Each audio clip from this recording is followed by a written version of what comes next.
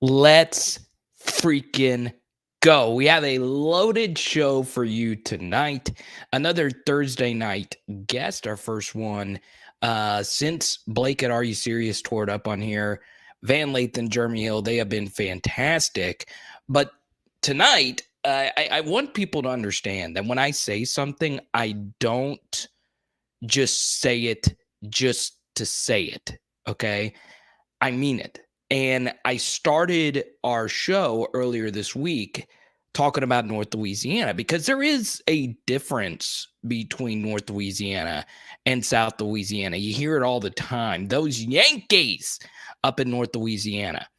And you hear people, I saw someone make a red beans and rice joke about Shreveport or something like that on Twitter. And I was like, some of the best restaurants in Louisiana are in North Louisiana. Some of the best people in Louisiana, and most importantly, some of the best LSU Tigers are from North Louisiana. So in just a second, we're going to bring in our guest, Sean Fox, to talk about the greatness of North Louisiana. And he has been a radio host there for quite some time. Now, obviously, there's so much we got to get to today. In our live stream yesterday, we recapped, obviously, a pretty fun signing day. And it was nothing short of incredible. And Valenti already starting off our live stream here with the super chat. Danny Lewis was ranked in the 900s and moved to the low 600s when he signed with Alabama per 247. The bias is real. Yes, Aaron Anderson jumping up to a 5-star recruit when all the guys that went to LSU, the 5 stars there, including Will Campbell out of North Louisiana, that one went down to 4 stars. So the Bama bias is real.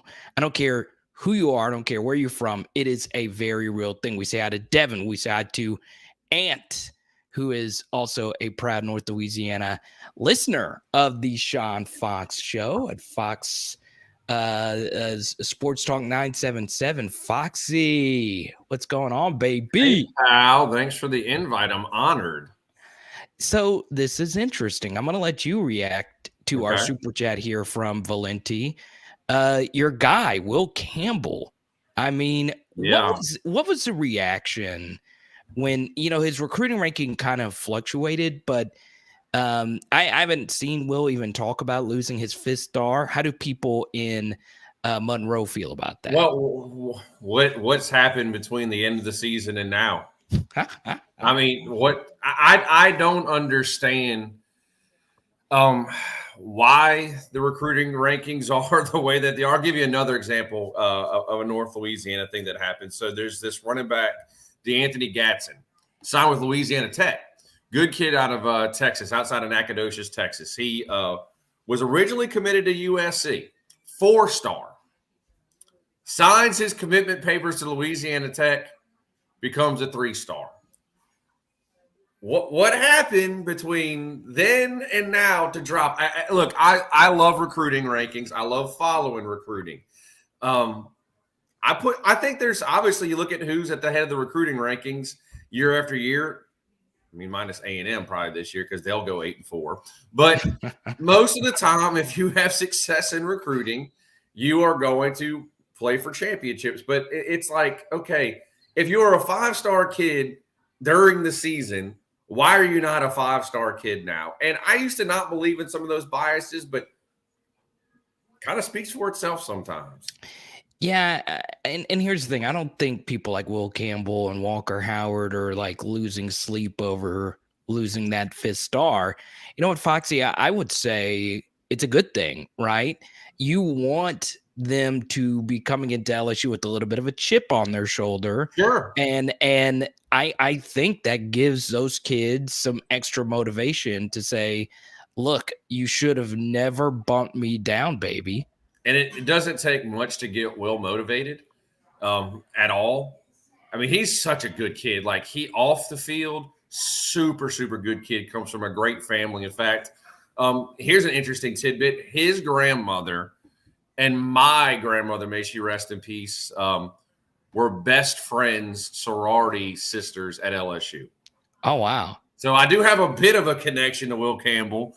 He probably doesn't realize that, but he comes from a great family. But once that light comes on, it's almost like the Hulk. You know, you need I love Scarlet it. Widow to kind of calm him down, like, hey, big guy, it's time to go home. Because when that light comes on, he is the Incredible Hulk. He's an absolute monster, but completely different person off the field. Thank you, Rodney, for the super chat. Rodney, you get to pick the next topic. So I do need to do a better job of introducing our guest tonight. So Yeah, who is this? Who is this guy? Who is this guy? Who that? Who dat? So Sean Fox is, to me, the most underrated radio host in the state of Louisiana. Now, I've said that. Thank you, buddy. And I really do mean it, right? If you listen to your show, it's just so authentic. You've been doing it for over a decade now. You've had a lot of success. 17 years. I mean, you know, you've had your show throughout North Louisiana for a long time. And that's the thing. You know, normally when you think of LSU athletics, you think of Baton Rouge, New Orleans, Lafayette, right? Sure. But you don't think too much about North Louisiana. And there is a little bit of a difference, right? But the thing that people don't get is there is not a radio host who loves the New Orleans Saints more than you. There's not a radio host who is as passionate about the entire state of Louisiana, whether it's Pelicans and most notably LSU, as you. And your show is just phenomenal. I've been a guest probably over 1,000 times now. And it's very interesting, right? Let me ask you about another kid that I get a lot of questions about. Sure. The guy that ran the football behind Will Campbell, Ajay Allen. Yep. Yeah, Ajay Allen. I've been calling him Ajay. I'm sorry about that. Ajay Allen. Do you think we look back on this and say what could have been? Huge or mistake. Huge mistake. Interesting mistake. Yeah, AJ Really? special. Look, he was a one-man wrecking crew this season.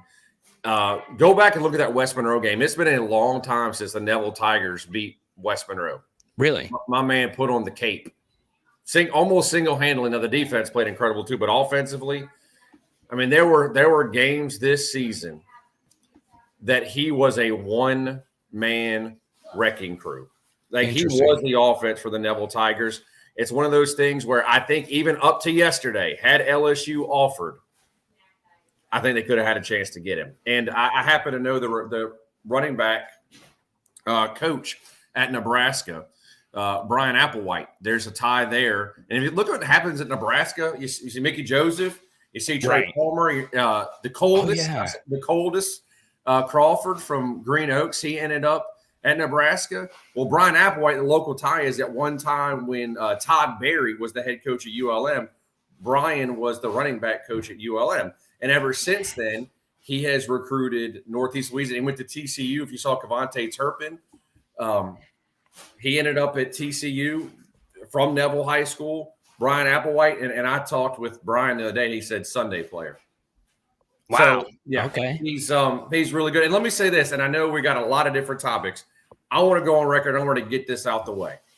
Trevante Citizen, great player. Big loss. Le'Veon Moss. Who else left? There's three of them. There was Etienne. Etienne. Okay. Yeah. I saw Citizen play 2 years ago in the state semifinals against Union Parish. Good player. I wish LSU would have got him. Best running back in the state and has been for 2 or 3 years. Wasn't Citizen, was not Moss, was not ATN. It's a kid named Trey Holly. Oh, we're going 2023 tonight. We're going 2023. He is and has been the best running back in the state of Louisiana. Get mad if LSU doesn't get that kid. Trey Holly. So I don't know a whole lot about him. And as you guys see, Sean is an encyclopedia of North Louisiana high school football. You know all the coaches. Well, here's the thing. Here's the reason why. And I do have a bit of a bias, but I've got to see it firsthand. And by the way, you mentioned my love for this. It was because I am from South Louisiana, too. I was born shout out East Jefferson General Hospital in Metairie. My brother lives in Destrehan. My mom lives in Mandeville. My sister lives in Madison. My mom was in Mandeville. So my family's still down there. I've been up here, 20 plus years now. But that's where the love comes from. And but for the entire state. But I actually do Union Parish High School, and I have for about 5 or 6 years now. This kid's been playing significantly since the 8th grade. Right. At the varsity level. He's the strongest kid on the team and the fastest kid on the team. And he's a good kid. And he's probably going to break the state rushing record. I know you hated losing these kids. Trust me, Holly's the dude. Yeah. That's why. Yeah. So what makes him special in your mind? He could do it all.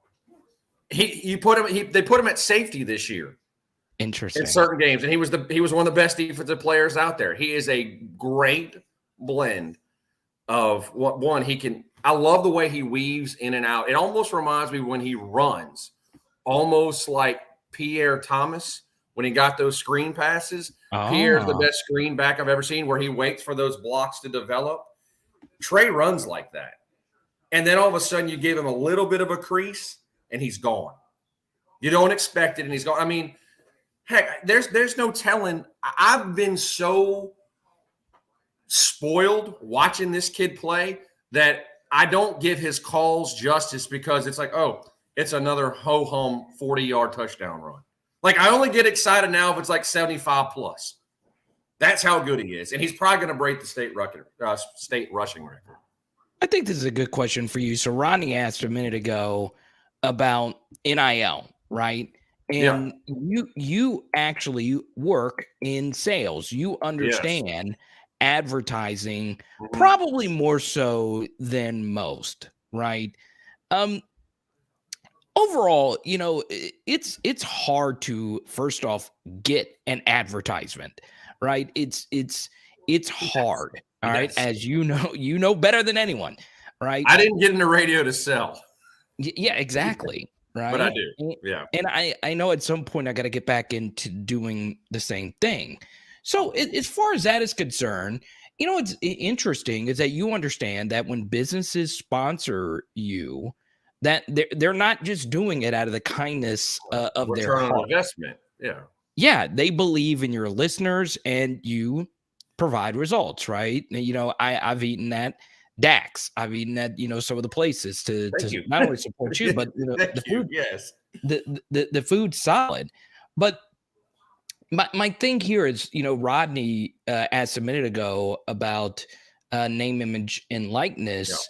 Yeah. What are your thoughts as far as that is concerned? Knowing your history with North Louisiana advertisers and how things have gone so far for LSU and just the SEC overall. So that's a good. I actually had Gordon on my show recently, and I'm still trying to figure it.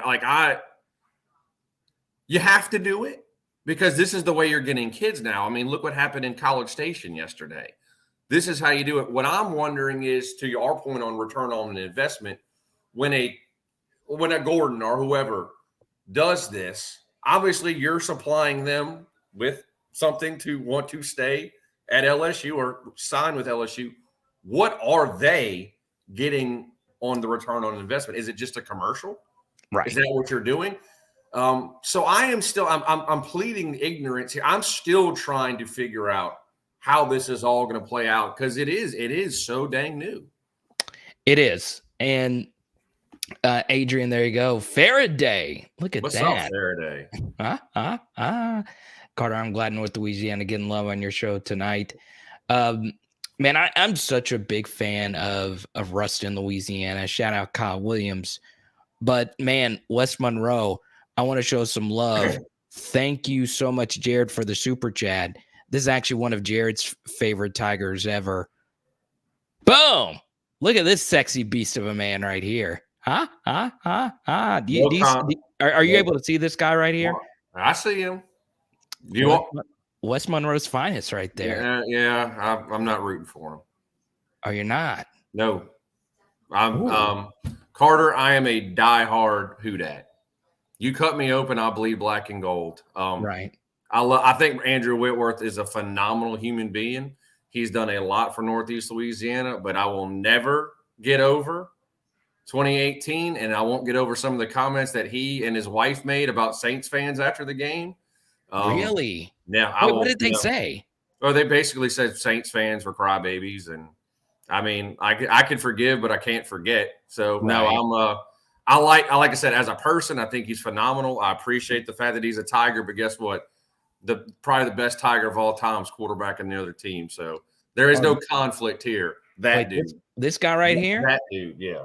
Just admit it. When you saw this earlier today, there was a piece of you inside that was like, can I love this guy anymore? It's on brand. I mean, that's Joey B. And I mean, golly, does he not? I mean, I know it's been played out. Does he not eerily look like Macaulay Culkin? Yeah, it's very real. It's insane. It's insane. very But man, real. he's dude. It's been amazing to see here, Burrow mania. It's out of control to the point where if I'm a CBS affiliate in Louisiana, I'm doing everything in my power to air Bengals games for the foreseeable future. Yeah, I know, right? That's actually pretty interesting. I wonder if that goes into it, because you have Joe and then you have Jamar, and then the Bengals have some LSU history, obviously with Jay Hill in the back. Shout out to Trent Taylor from Tech. Trent Got Taylor. that big 2-point conversion the other day. And L'Jarius Need, right? Yeah, with Chiefs. He had interception in that game the other day. He had the interception. Yeah.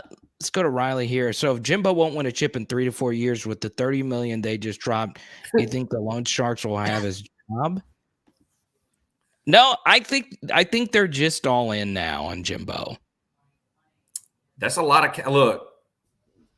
We talk about return on investment, Carter. That's a lot of money. Number 1 recruiting class of all time. You got to produce at Texas 8-4. They want more than Texas 8-4. That's why they put down all this money. I think he's got 2 years to get him in the playoffs, or he's going. Here's the thing, right? So last year, we saw how important it is to have good scheme, right? But your scheme, if you have such great players, doesn't have to be phenomenal. It's just LSU, their defensive scheme over the past couple of years is the absolute worst thing I think I've ever seen. The opposite is actually true for Texas A&M, as in the opposite side of the ball. Sean, Jimbo Fisher is the worst play caller in the West, especially when he goes on the road. Okay. And it doesn't matter if you have Evan Stewart. It doesn't matter if you have Connor Weidman or the number 1 tight end in Sweden. I don't know if you saw that graphic or not. Yeah, I mean, I don't know how many tight ends they are in Sweden, but they got the best one. I feel like they got the only tight end in Sweden, but it's kind of by default. I think if you went up to random people in Sweden and you said, hey, do you know a tight end? They would think you're talking about something else. Yeah, right? Yes, exactly. It's like they're probably thinking you're talking about the sports bar in Dallas. Ooh. Man, I've got to say this, man. I just don't believe in Jimbo. I just don't. I know it's popular to just pile on him, and he can win a national championship. And Sean, we understand, the realities of the situation. You got to have an aggregate recruiting class of a certain proof's there. The higher you recruit, the better chance you have of making it to the playoffs. That's a fact. But I just don't believe between the headset he's good enough. Well, he's done it. I mean, and I think Jimbo's a good coach. I don't think he's a terrible coach. I think I'm glad that LSU didn't get him. Right. I think he might be. I mean, it's hard to say overrated when you win a national championship. I think he's a good coach. Here's the thing, though. He is getting to the point, and like his rant yesterday or today. Oh, my God. Completely, he was insulting. Like, it's completely insulting to us, his rant. So, like, I can't stand Saban, but at least I can respect him. I can't respect Jimbo Fisher at all. At all. Yeah, and I'll say this. That Auburn team he beat in the national championship, that was Gus Malzahn getting that team to a national championship is some of the best coaching. That and some luck. Yeah, a lot of luck. The Georgia game, and we remember the kick 6, but by the way, they had a ball drop perfectly on a 4th and 18 into somebody's hands full stride. That play will never happen again. But that was still a pretty so the point being is that was the worst team to play in a national championship of the past decade. Okay. I was really trying to think of one that was worse than that. In other words, I think every other team that played in a national championship game. I'm trying to think that you said that. I just can't, especially with Nick Marshall, a defensive back playing quarterback, right? You know, and Nick was really good, right? So it was Nick Marshall, Trey Mason. They had a bunch of good role players, just a lot of really good football players. But, you know, really was good defense. Yeah, but college football just wasn't that great this year. So I just don't know if Jimbo has what it takes to beat. Look, if you want to say Jimbo sucks, Carter, you're not going to have to convince me that much. I'll buy. Pooh Bear, good to see ya.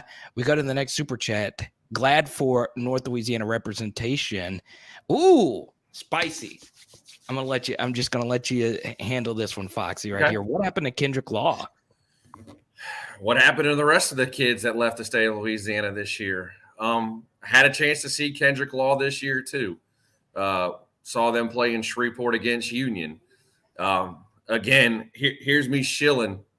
Kendrick Law's good. Wasn't the best player on the field that day.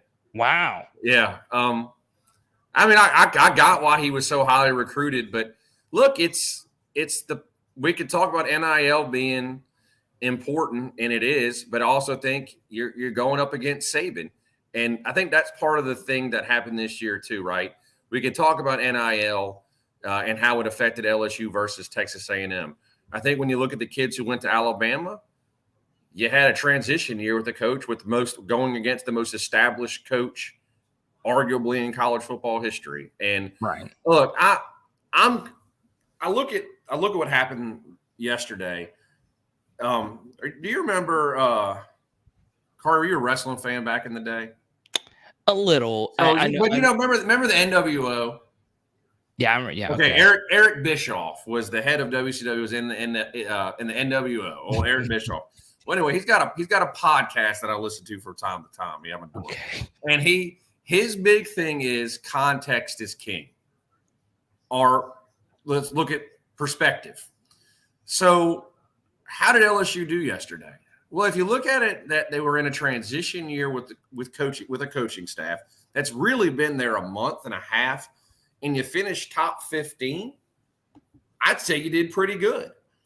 Right. If you look at the fact that Louisiana was rated of top prospects outside of this state for the first time since I was probably a kid.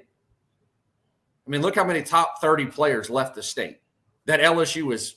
I mean, there's been players that LSU's lost. I mean, players that have left the state in the top 30 that LSU kind of slow played and maybe they got on them late. But there was a lot of kids that LSU was on for years and didn't get. If you look at it that way, you'd say it was a disappointing day. You want to protect your base first. You want to protect the boot. You want to build that fence. That was alarming. However, I'll be a lot more concerned if what happened yesterday as far as inside the state happens next year when these guys have been a full season here. So to me, how you look at yesterday is what's your perspective? Context is king. Yeah, I just don't. If for some reason Trey Holly doesn't go to LSU, I'm listening to Fox 4 Sports Talk. I got some questions if Trey doesn't go to LSU. Especially in a 0 RB class. I love it, man. So I would have loved nothing more than an Ajay Allen, Trey Holly backfield. And I know that's my North Louisiana bias coming through here right here. But look, I think LSU missed out severely by not getting in on AJ. I think he's better than some of the backs they wanted. Interesting. I like it. So Fox 4 Sports Talk, once again, they're just a great show. Find them on Facebook and all the goodies. You know, I want to get into not necessarily the North Louisiana high school football scene because, you know, the Louisiana playoffs are just so daggone competitive. Louisiana high school playoffs is unlike anything you'll ever see. Right? Because there's non-state championships for a state our size is part of it. And the thing that people tend to forget is all these Louisiana 3-stars that go to other states and just become really freaking good football players, right? So I'm going to Arkansas and come back to LSU. Yeah. So let me ask you about one kid, right? Yeah. Let me ask you about one high school in particular, Evangel. Mm. They produce so many of these 3-star guys. Hester obviously is the most famous, but you had our Darius Washington a few years ago, and then you have Jarek Bernard Converse coming back to LSU. Did you know anything about him in high school, and what are your thoughts about him as a player? He was good. I certainly, when he left Louisiana before, I didn't think it was like some significant miss that LSU had. I mean, at the time, now obviously he's projected. I mean, he'd probably come in and start, whether a nickel or boundary corner next year. I mean, he's all Big 12 for a reason. But kind of to your point, Carter, I've always kind of felt like I understand why LSU chases around the country 4- and 5-star kids. I get it. But I've always kind of thought too that regardless of star system, if a kid is good enough to play at an Arkansas, at a Mississippi State, at an Oklahoma State, that, yeah, he might not be their 4- or 5-star kid, but if he's good enough to play there or Baylor, he's probably good enough to play for LSU too. Right. So, again, we go back to the star system is important. But, man, look, Jefferson was a 2-star. Hester was a 3-star. If you're good enough to play at a high or decent P5 level, you could probably play just about anywhere. So, good player. I didn't think at the time that it was a big miss, but clearly, I'm glad he's back for sure. Let's go to Mo Hippa here. Thoughts on Zalance Hurd. I'm guessing this is the other offensive tackle? He played both. I think he's going to possibly play defensive line next year.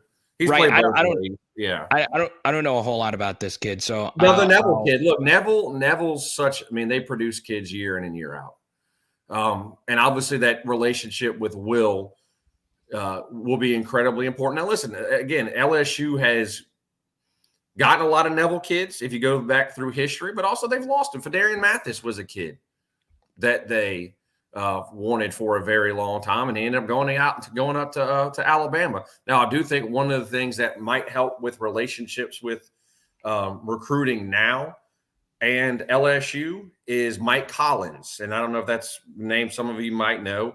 He was formerly a defensive coordinator at ULM, but also he worked on the staff when Saban was the coach at LSU. And you go through all that laundry list of guys that were on that staff with the Muschamps and the Fishers. Well, Mike Collins was there too.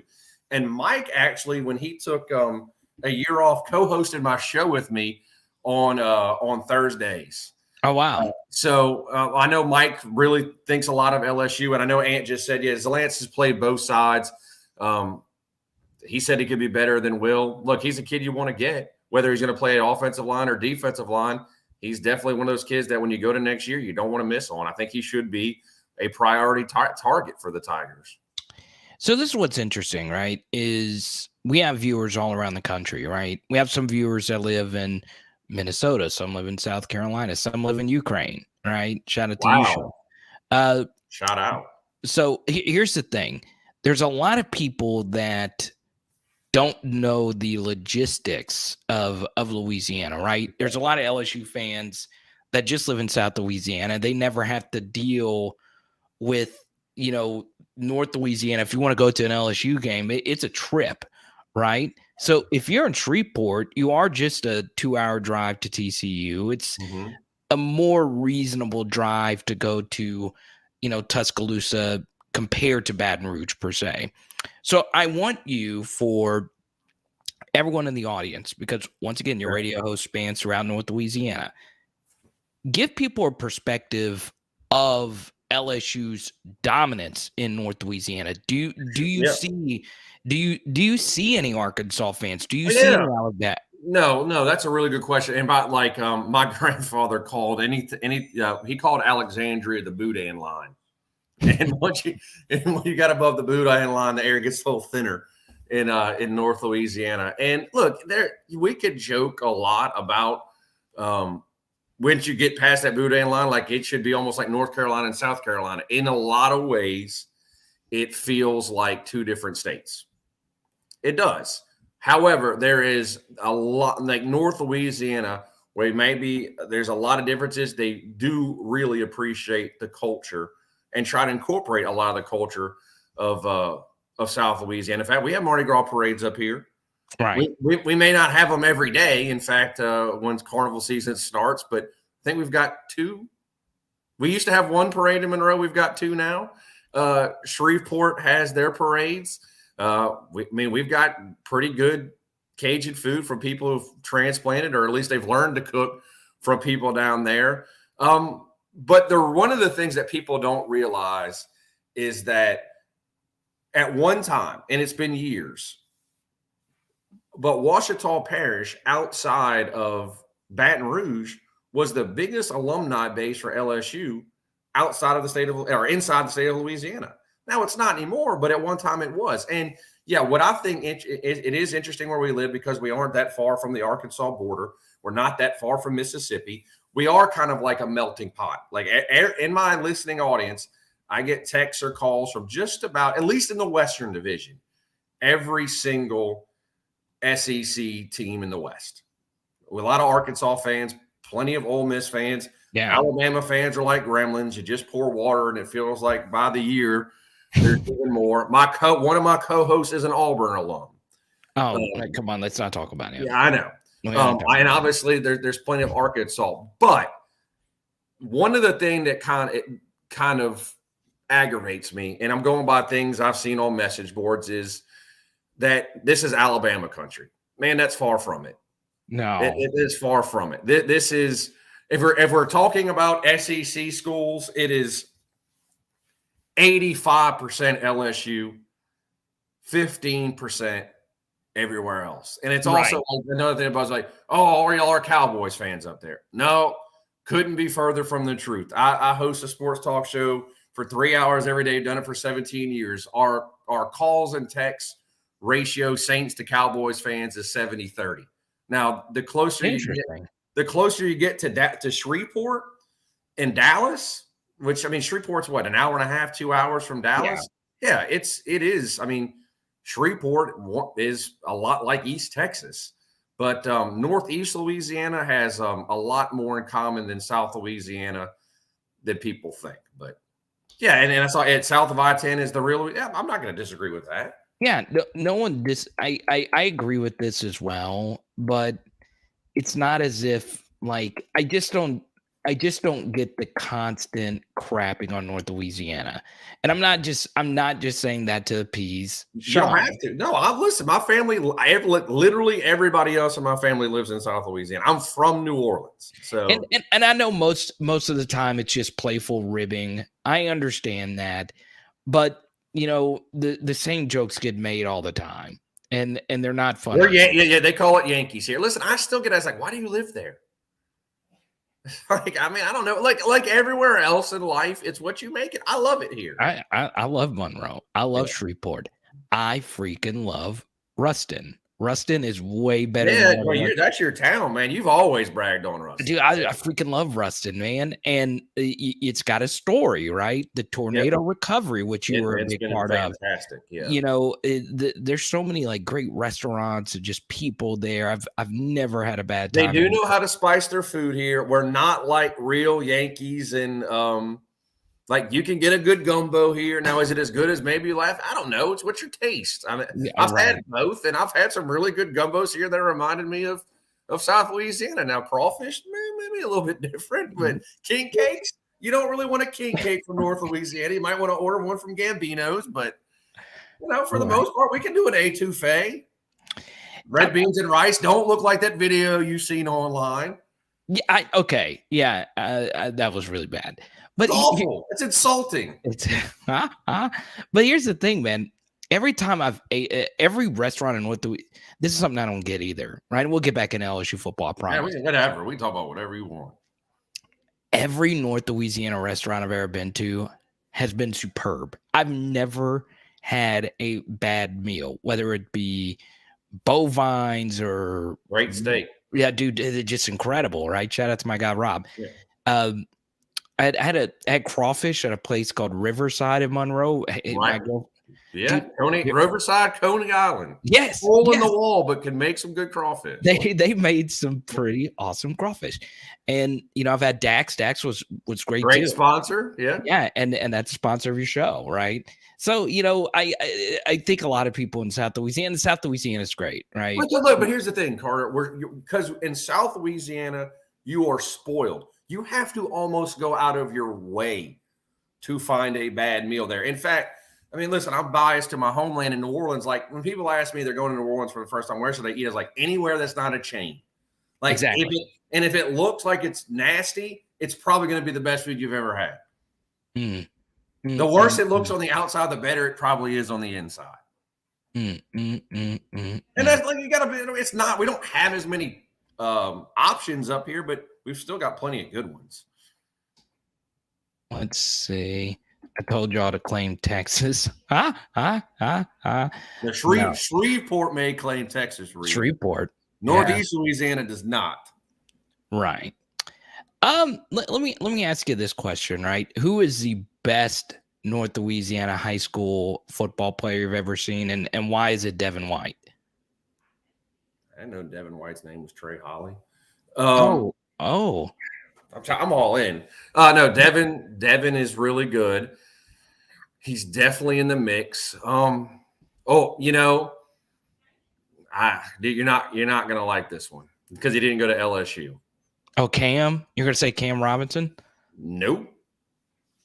Best player I saw in high school was probably Randall Mackey, quarterback at Bastrop, who ended up going for a short amount of time to Ole Miss. Randall Mackey? I never even heard. I have no. Special. Yes, he was phenomenal. He couldn't get it together at the next level, but at the high school level, he threw the most beautiful deep ball I've ever seen. On the money every single time. And obviously I saw Berlin. He was really good. Reuben Randall was who Randall Mackey was throwing to. He was incredible. Oh, really? So yeah, he was the quarterback for that Bastrop team. And he had a lot. I mean, he had a lot of D'Angelo Benton, who ended up going to Auburn. That's a story for another day. That whole recruitment process. I remember that.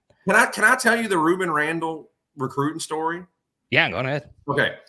So actually, this ended up with me getting a call from Les Miles as I was on the air. What? Okay. What? Yes. True story. I had Reuben Randall lined up to do an interview. It was a week before signing day. And I was like, oh, this is going to be a big deal. Well, wouldn't it be my luck he wasn't done with baseball practice yet?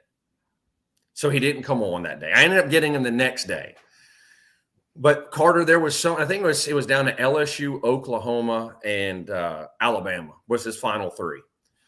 And we had so many people listening online, our server crashed 3 times. Oh, wow. Yeah. It's recruiting, right, in the South. And so we don't have Reuben Randall on the air, which is kind of embarrassing because you've hyped up you're going to have this top flight recruit on. Well, he doesn't come on, but his dad calls in. And his dad calls in and pretty much calls Les Miles on the air a liar. And I'm like, oh my God, what is happening? So, it was maybe 10 minutes. And our front desk lady, and I'm on the air. Like I'm a 3-hour show. I'm maybe halfway through. And like the lights on, the studio's, which means, hey, if you're not on the air, don't walk in. And our front desk lady comes in and she says, you need to get this. I'm like, I'm on the air. She goes, no, like she's white as a ghost. She's like, you need to get this. I'm like, all right. Well, I gave it to my co-host. Like, I guess I got to get this. And I pick up the phone. I was like, this is Sean. And she goes, hey, Sean, this is Emily with Coach from Coach Miles's office. I'm like, oh, okay. Hi, Emily. She goes, hey, did Reuben Randall's dad call into your show today? I was like, yeah, he did. Okay. Hey, coach, and I can't remember who it was, receiver coach. wants to talk to you. Okay. Hey, Coach, what's going on? Hey, Sean, how's it going? Good. Hey, what did Coach Miles say? Start telling the story. He stops me. Hey, Coach, Coach Miles wants to talk to you. All right. Sean, Coach Miles, good to talk to you again. How are you? Well, Coach, how are you? Good. Can you tell me the story about what just happened? And you know what? I say it was a week before. This was 2 days before signing day, so we're about to go to a dead period. Okay, I'm about to give myself a big pat on the back. He goes, hold on. I'm putting you on speaker in the coach's office with the entire coaching staff. And I'm like, oh my God, what is happening?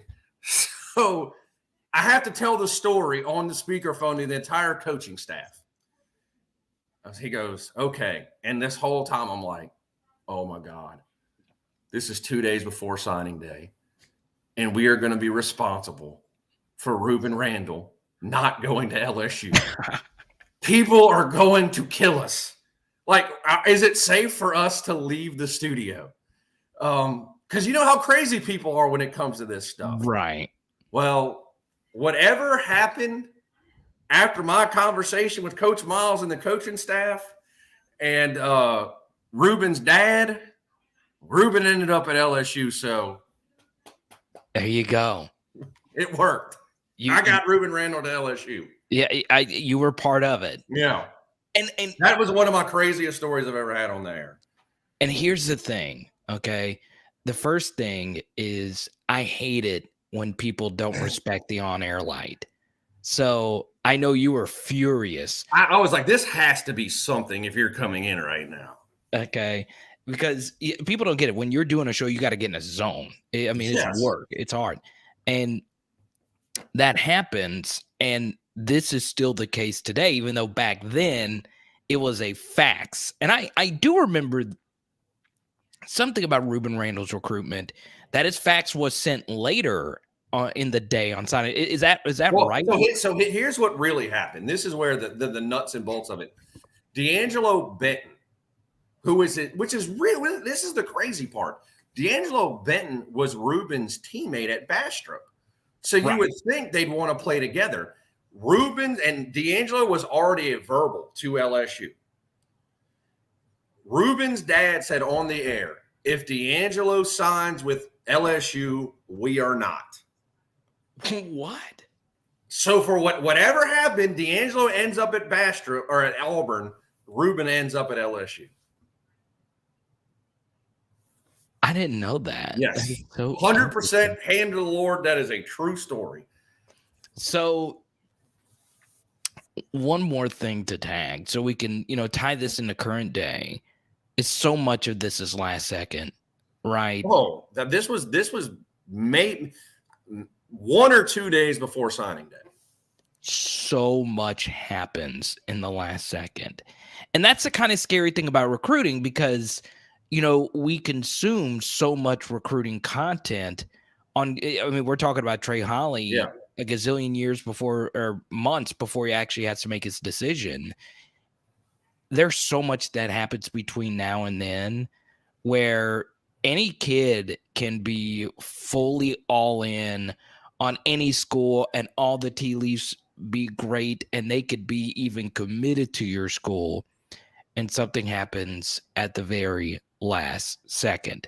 And there's a gazillion kids you can point to, whether it be the story you just told or whether it be Patrick Surtain or whoever it may be. Sean, you know this better than anyone. So much happens in that last little millisecond. Because here's the thing, you could put the hat on at the ceremony. That might not be where the fax is going either. So yesterday, to your point, my dad co-hosts with me from time to time. It's like take your dad to work day. But he's super into recruiting. Okay. And yesterday we're like, dang, LSU's missing on everybody. Well, then they get to Perkins and they get him and everybody's like excited. But my dad's like, has he signed the paper yet? I was like, well, no, he's committed. He goes, no. Has he signed yet? I'm like, no. Has the fax has LSU tweeted out, "We have got Harold Perkins," because we have seen you can feel good about a kid, a great relation. Like here, let's go back to Danny Lewis. This is one that makes zero sense to me because he's committed to Cincinnati. Denbrock's the OC. Denbrock is now the OC at LSU. When he gets the offer from LSU, he decommits from Cincinnati, right?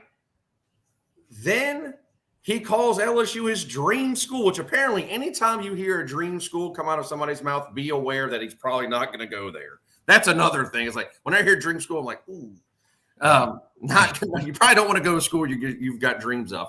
And then he releases the video with Kelly. So, look, I understand the power of Alabama. I do. And he throws the rings on the table and he gives you a spiel. And it's a good one because it's true. Yeah. It's like, what happened? Like, I don't know if LSU could have done anything more to get Danny Lewis. Right. And he ends up at Alabama. To the point where your best player on the team was a teammate of his. Your best player on the team is from the same high school. They know each other. And LSU, of all the – I mean, they've dominated Southwest Louisiana. You just don't know. Like, I have stopped getting mad at the decisions of 17 and 18-year-old kids because you have no idea what the hell's going through their minds. You don't. And you then get into something else, okay? So this is why I'm glad. This is why the Reuben Randall story is very relevant to this conversation. I haven't shared that in a while, too, so I'm glad. Yeah, okay. So I'm glad you shared it here. I know a lot of people in North Louisiana know that, but not everyone, why would you? Yeah. Yeah, it's and here's something that's very interesting, okay? Sometimes a player may not go where he wants to go. And it happens more than you think, right? Perfect example. Take the Reuben Randall story you just shared, right? Yep. If I was the father, and I don't know Reuben Randall's dad, he could be an outstanding guy. Seemed like a good guy. Yeah, he seemed. Yeah. I would make sure I did nothing to damage my kid's opportunity to go anywhere. So the fact that he even said that on the air blew me away. It's insane, right? So first off, that was a good get for you to get him on, and you get that legendary bit. That's a legendary story and almost changed the history. I mean, Reuben Randall's one of the best pre-2019 wide receivers, still one of the best LSU wide receivers ever. But this happens a lot more, right? These kids are still teenagers. They're not at an age yet where they've had to make a lot of life decisions on their own anyway. Real quick, to your point, I talked to a coach yesterday, a high school coach, and he told me, he was talking about how impulsive these kids are. And like, this is a life-changing decision. 5 visits recruited he committed to every single school he visited, ended up going to the school he committed to last. I mean, what? Yeah. I mean, he committed 5 trips, 5 commitments. It just whoever got him last was the one who ended up with him overall. It's all last second. Listen, I'll give you another one. I was told Luther Davis, who remember when Luther was coming out of West Monroe? He ends up verbally committing on the Under Armour, the one in San Antonio. Is that the Army game? That's the Army All-American. Okay, so he ends up committing to LSU there. Then he takes his visits. His second to last week, he visits Louisiana Tech. He commits to Tech. I had a Tech coach tell me that Luther committed to Tech, and then he ends up the last week signing with Alabama. So you don't know what's going on with these kids. John in Farmerville's here. There we go. Hey, that's Trey Holly country, baby. You know, my favorite thing about Farmerville is out of all the high school Louisiana names, Farmerville Farmers is the best name. It is number one. The Now, Farmerville Fighting Farmers, but they have changed. It is now just the Union Parish Fighting Farmers in Farmerville. oh, Yeah, I it's the didn't know that Union. transition even Yeah, happened. yep. It's the Union Parish Fighting Farmers So now. Trey Holly plays for Farmerville then. Yeah, Oh, yeah, I yeah. didn't know that. That's a I connection. really Yes, didn't. yes. Union Parish is Farmerville. That's so cool, man. Look, I'm gonna tell like Carter, you have to make a. I know, I feel like his age today. I'm like, I shouldn't be. Hey, give me when you get that NIL Trey, don't forget about me. He's one of those kids that you need to see live once at the high school level. Okay, so I want to share a quick story. So, when I was at LSU, I became the videographer for a player on U High. A dad of one of the players. So you have game film. Yeah, The dad of one of the players hired me to have his own personal film. So that's really smart, by the way. yeah, so he paid me really well, and I will say this: I don't want to say his name out loud, but he is one of the major NIL boosters for LSU right now. So his son was a player at U High, and U High, Baton Rouge school, smaller school. They played a first round playoff game against Farmerville in Farmerville. So you And came up to the UP. you want to talk about two different types. You could not think of two different types of So people. good. Did they rev up the tractor? Yeah, they revved up the tractor. So you have all these U High parents, driving up, and you have Farmerville. And Farmerville Farmer fans are the best, right? I've never been in a more hostile high school environment. And U High shrunk so bad. They had better players in Farmerville. Farmerville mercy ruled them 63-3. Wow. Dude, that home field advantage is unlike anything else. And it was funny seeing like a bunch of nice BMWs and nice cars having to park in the mud and can't get out after the game. And then that was at the time where, man, if it rained at all, it would look like a swimming pool. I mean, it was the worst field I've ever seen. They've done a lot of work up there, but it was at one time the worst field probably in the state. So I didn't know they used it to their advantage. I didn't know that. Yes, Union Parish is Farmerville. Okay, cool. So I'm a big Trey Holly fan now. I've always been a Farmerville Farmers fan since then. I've never enjoyed a high school environment in my entire life than that. I've had doing high school athletics. You get to do it's not the most glamorous thing that you'll ever do. I'll tell you where I had an unbelievable environment is. Have you ever been to St. James in Vacherie? No, but that a lot of good LSU players come from there. My God.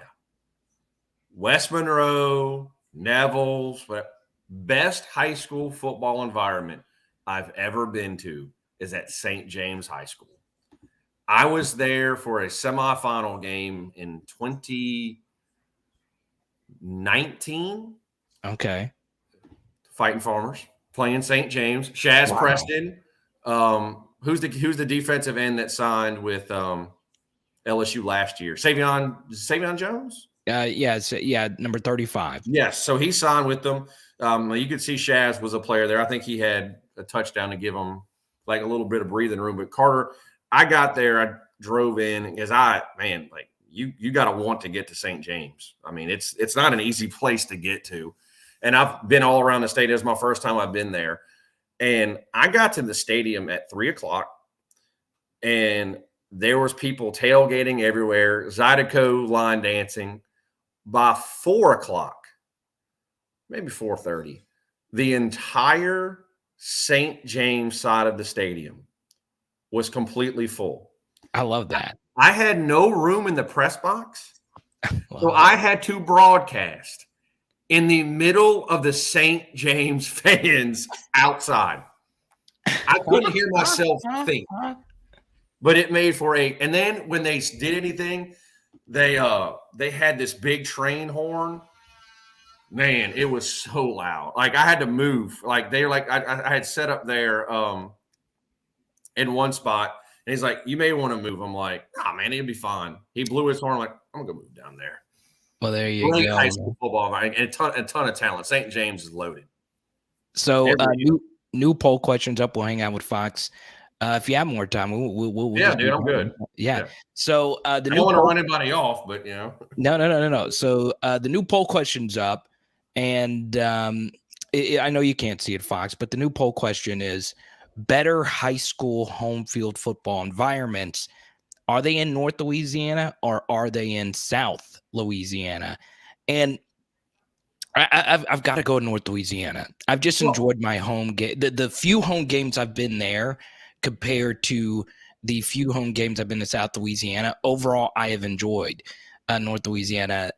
Just the home field high school. So here's the thing. One big advantage that North Louisiana has, maybe not like Shreveport. Thanks. It was Savion Jones. Shreveport had like some schools have to share stadiums, Right. but for the most part, North Louisiana schools, almost everybody's got their own stadium. Like everybody does. They don't share stadiums, and I know New Orleans, Baton Rouge, that is something that they need to do. But like on a week in, week out basis, I would say North Louisiana. But that St. James was special, man. That was something. Oh yeah, I've never been to a West Monroe game. I know there have been quite a few players. Let me ask you this. All right, this is a spicy question. Once again, if you want to get a question into Fox, if you want to ask me a question, we're getting a lot in here.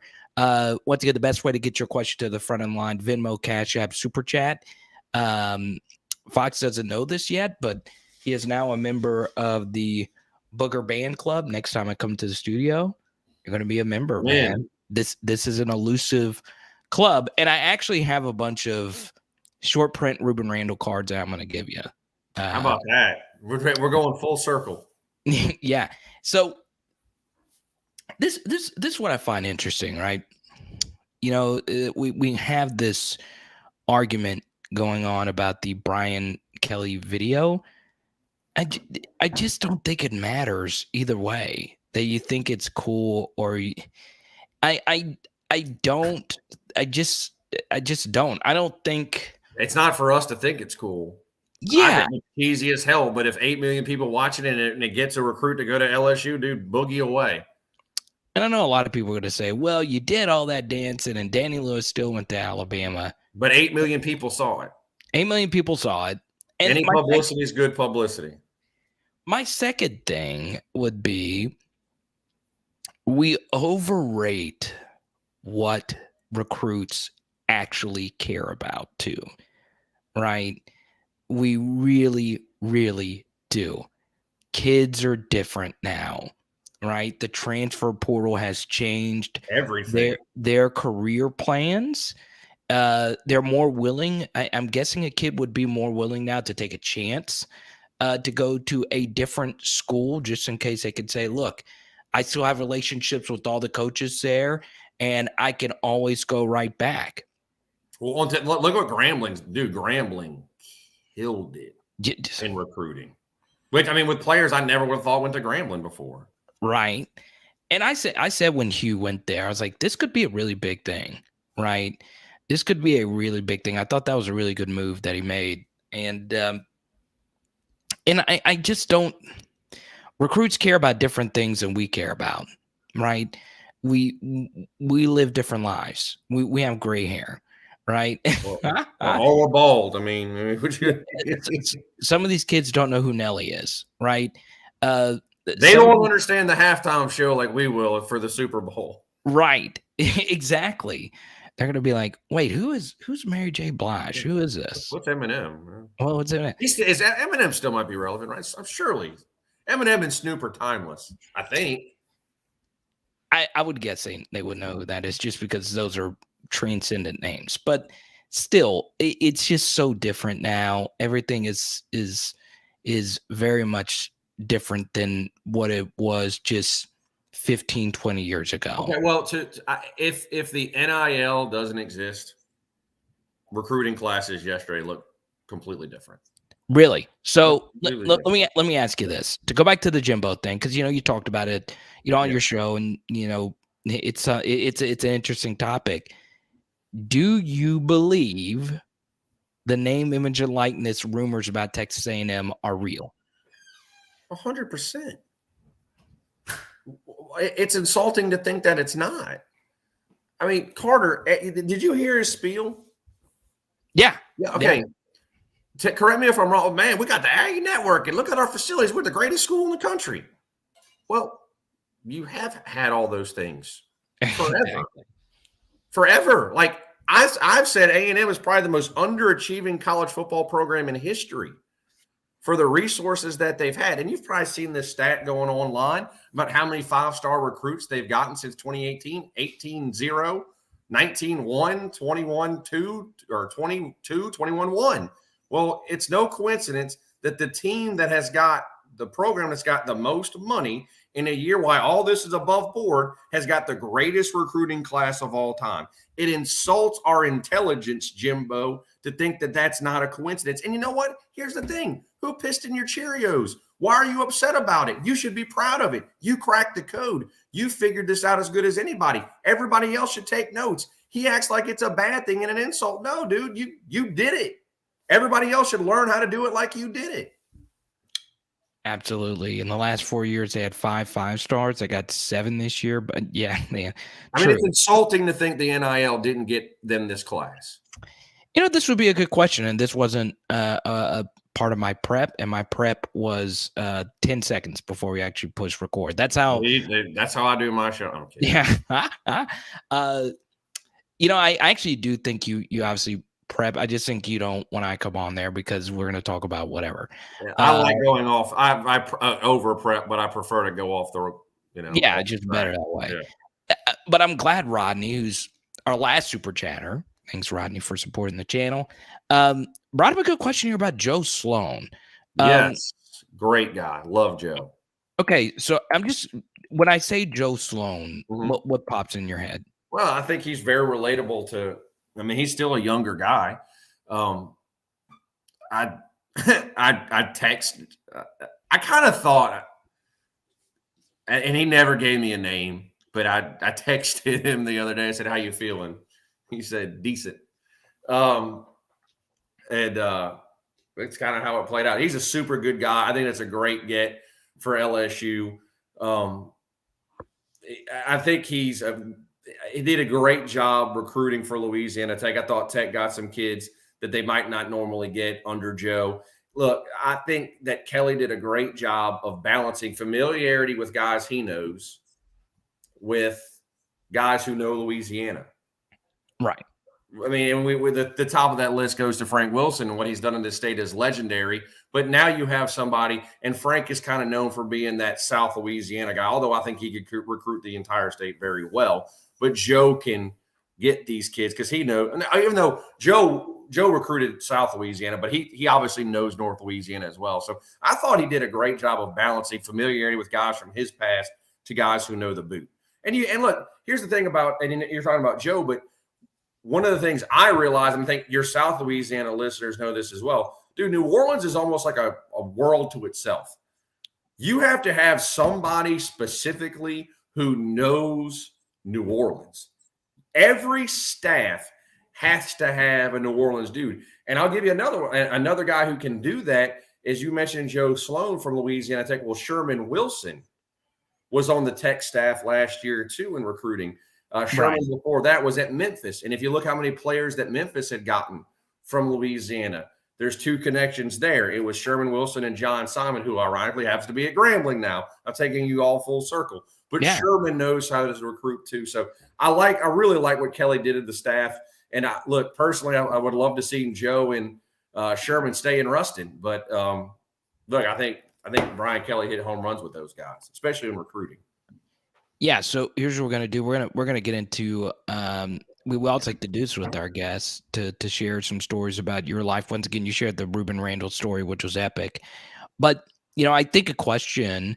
And for those that don't know, Sean Fox does a show in North Louisiana. You obviously based in Monroe, but Ruston, Shreveport, cover all I-20. Yeah. So you do the show every day from 3 to 6. And I think a lot of people want to know, because there are some listeners to Matt Moscona's show Yeah. or other shows that are the 3 to 6 afternoon show, especially considering, yes, you do have a rotating door of people that come in and co-host with you, but walk us through, and I know what it's like because I'm actually doing a 3-hour ESPN radio show tomorrow in South Carolina. But for those that don't know, you do this every single day. How hard is it? What is it like? Do you get nervous? Walk us through that feeling when you're getting ready to do a show and what it's like when you're actually doing the show. So I haven't gotten nervous in a really long time doing my own show. I'm probably more nervous to do this with you tonight because I've just done it for so long. The key, as you know, Carter, is preparation. I do a show from 3 to 6, but I host from 3 to 4 by myself, and then the 4 to 6 hours when I have 5 different days. I used to have 5 different co-hosts. Now there's me and Brownie. And that's probably, and I love everybody I do the show with, but we probably have the best connection. So we do the show, our chemistry, 3 days a week. And he's one who will challenge me and push me on my toes. But it's definitely not one of those things. And everybody thinks, and including my wife, who's over here snickering, that I show up at 2:45 and I turn on the mic and I do a 3-hour show. The show never really stops. And luckily it's doing stuff that I like. But the last thing I look at before I go to bed is sports stuff. And the first thing I look up when I get on my phone is what happened in sports. And basically I do that all day, but I like to be in the studio by at least 11. If I'm in there by 12, I feel like I'm behind. Wow. And I like to have at least 3 or 4 hours of being in front of a computer of prep work, because you never know. Like I grew up listening to Buddy Diliberto. Buddy D, I don't know if you're familiar with him, but he was a longtime host of 870 AM, and I would lay in bed at night listening to him. Like I went to bed listening to Sports Talk, and it's very, and I don't want to cut down what Matt does. Matt's won awards. Matt does a great job. I couldn't do a lot of the stuff that Matt does. I'm very informal. I'm in it to have fun. I like to approach my show as just like this. Me and you, a bunch of buddies, male, female, whatever. We're having drinks, talking sports like at a bar. Like that's how I do. I have guests? Yeah. And we get some good ones. I'm very proud of the list we put together. I mean, I had Hugh Jackson and Cade York on today, who was a great guest. And we just try to keep it. I like to have fun. Like I've got 1,000 different topics written down in a notebook, and hopefully I'll only get to 2 of them because we've interacted with the audience. We get calls and texts, and the more off the wall we get, the better. Here's the thing I've learned since I've done this show for so long, and you probably learned the same thing when you've done it, is sports is the vehicle to do this, but we actually get more interaction with our audience when we get away from sports. And I know people say stick to sports, and I'm with you when it comes to and I don't do politics at all. I hate it. There's a reason I get into sports. I don't pay any attention. I'm not saying just shut up and dribble and all that stuff, but I look at sports and what we do as a vehicle to get away from the real world. I want to have fun. I want to relax. I want to get away from all the problems of the world.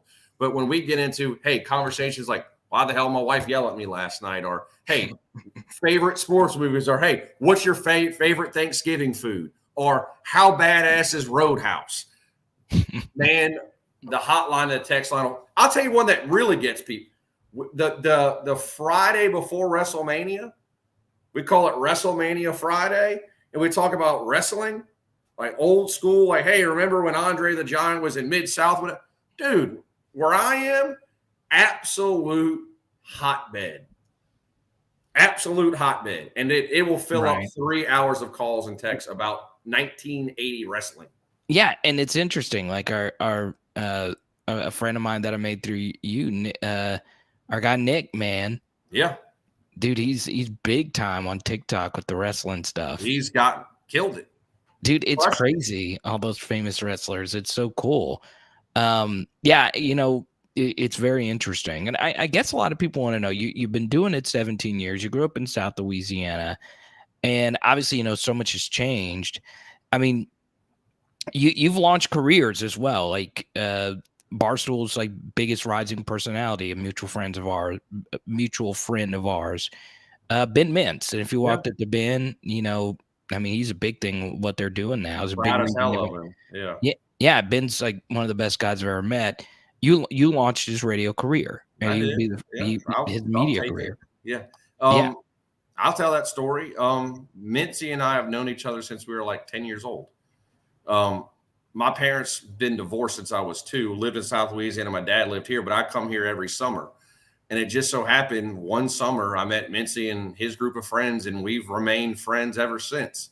John said my buddy Nick White, one of my closest friends, voice of ULM now.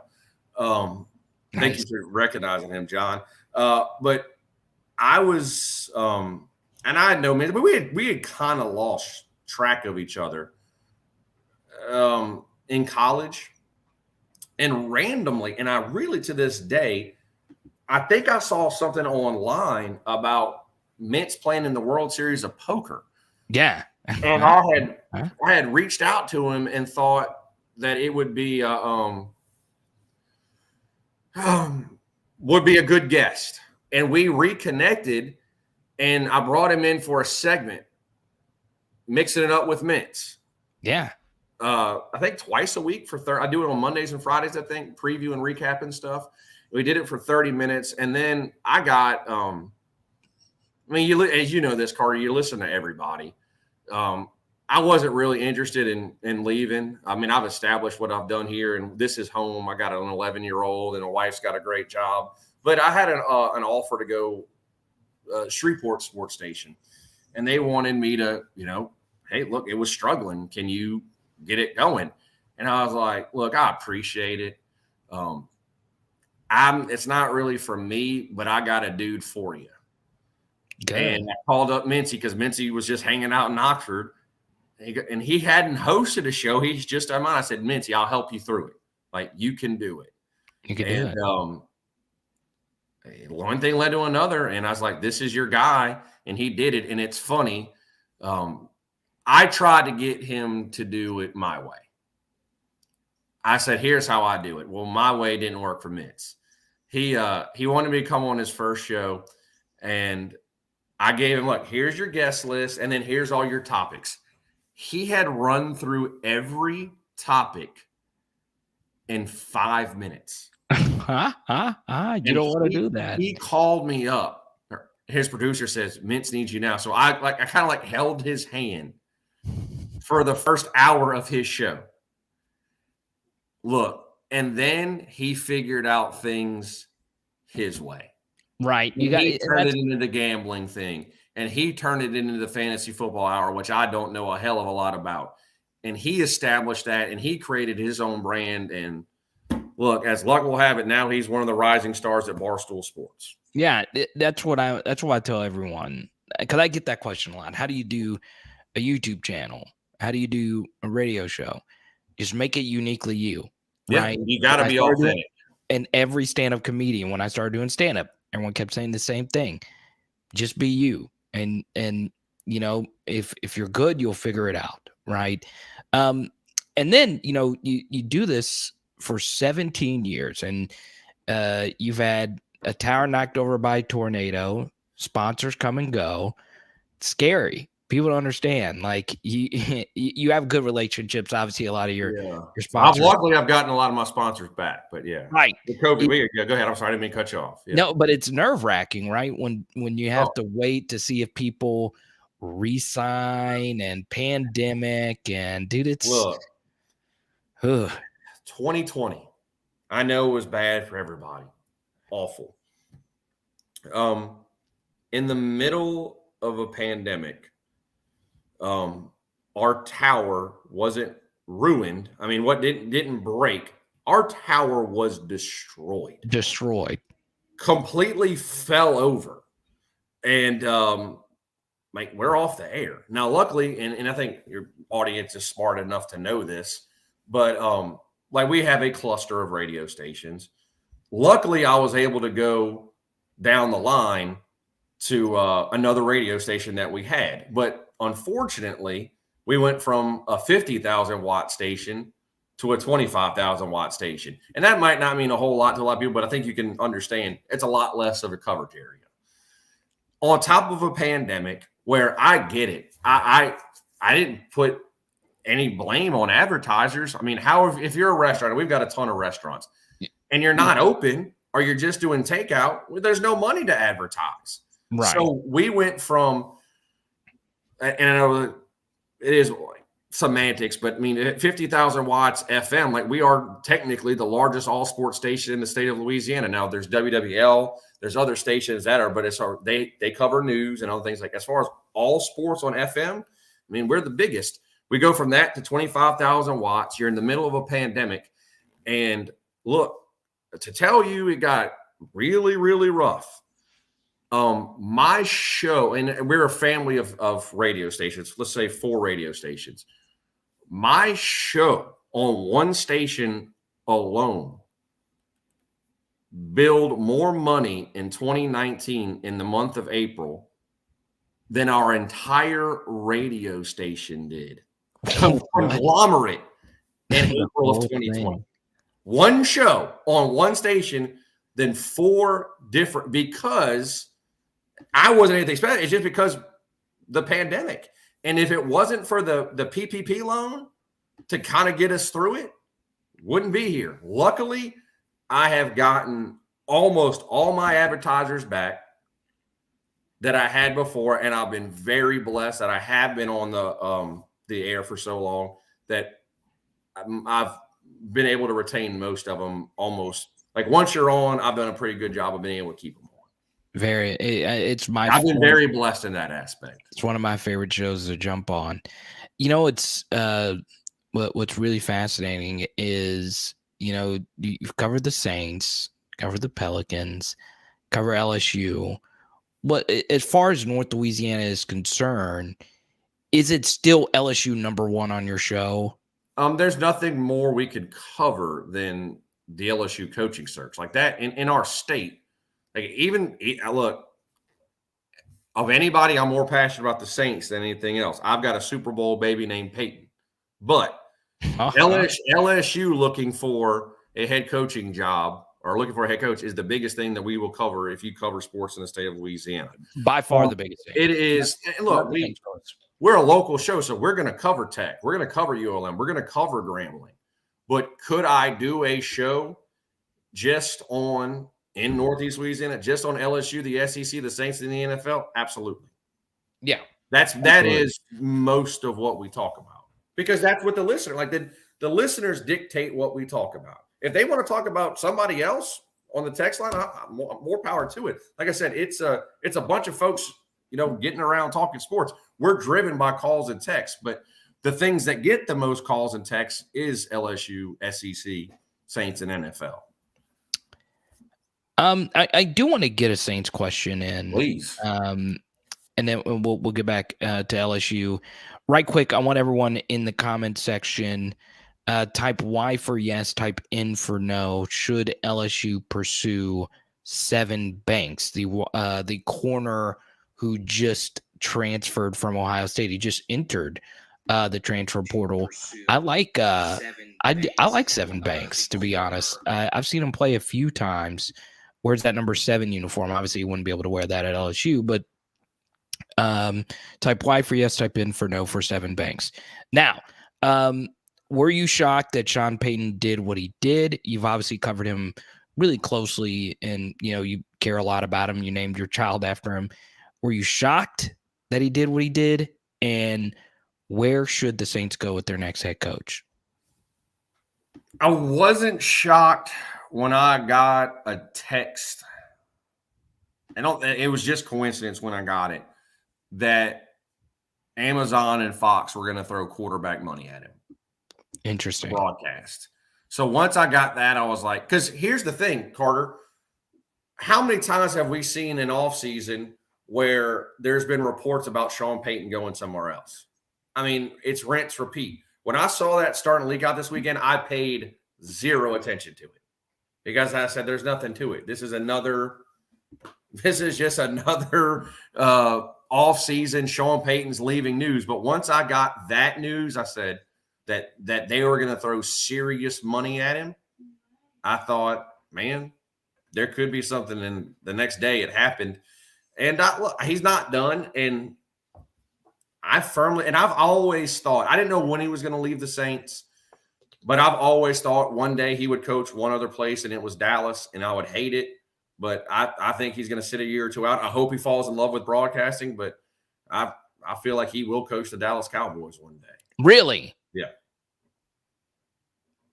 I hope not. I'm not rooting for it. I think he might take a year or two off. And look, he's got a great relationship with Jerry Jones. I don't know if you saw the report that was out there a week or two ago that said that they'd almost made a trade in 2019 or 2018 or after. So, like I said, I would hate to see it. But look, I would be really upset about it if he jumped to Dallas now. But if he sits out a year, dude, he gave us 16 unbelievable years. Unbelievable years. I mean, I never thought in my life the Saints would ever win a Super Bowl, let alone get there.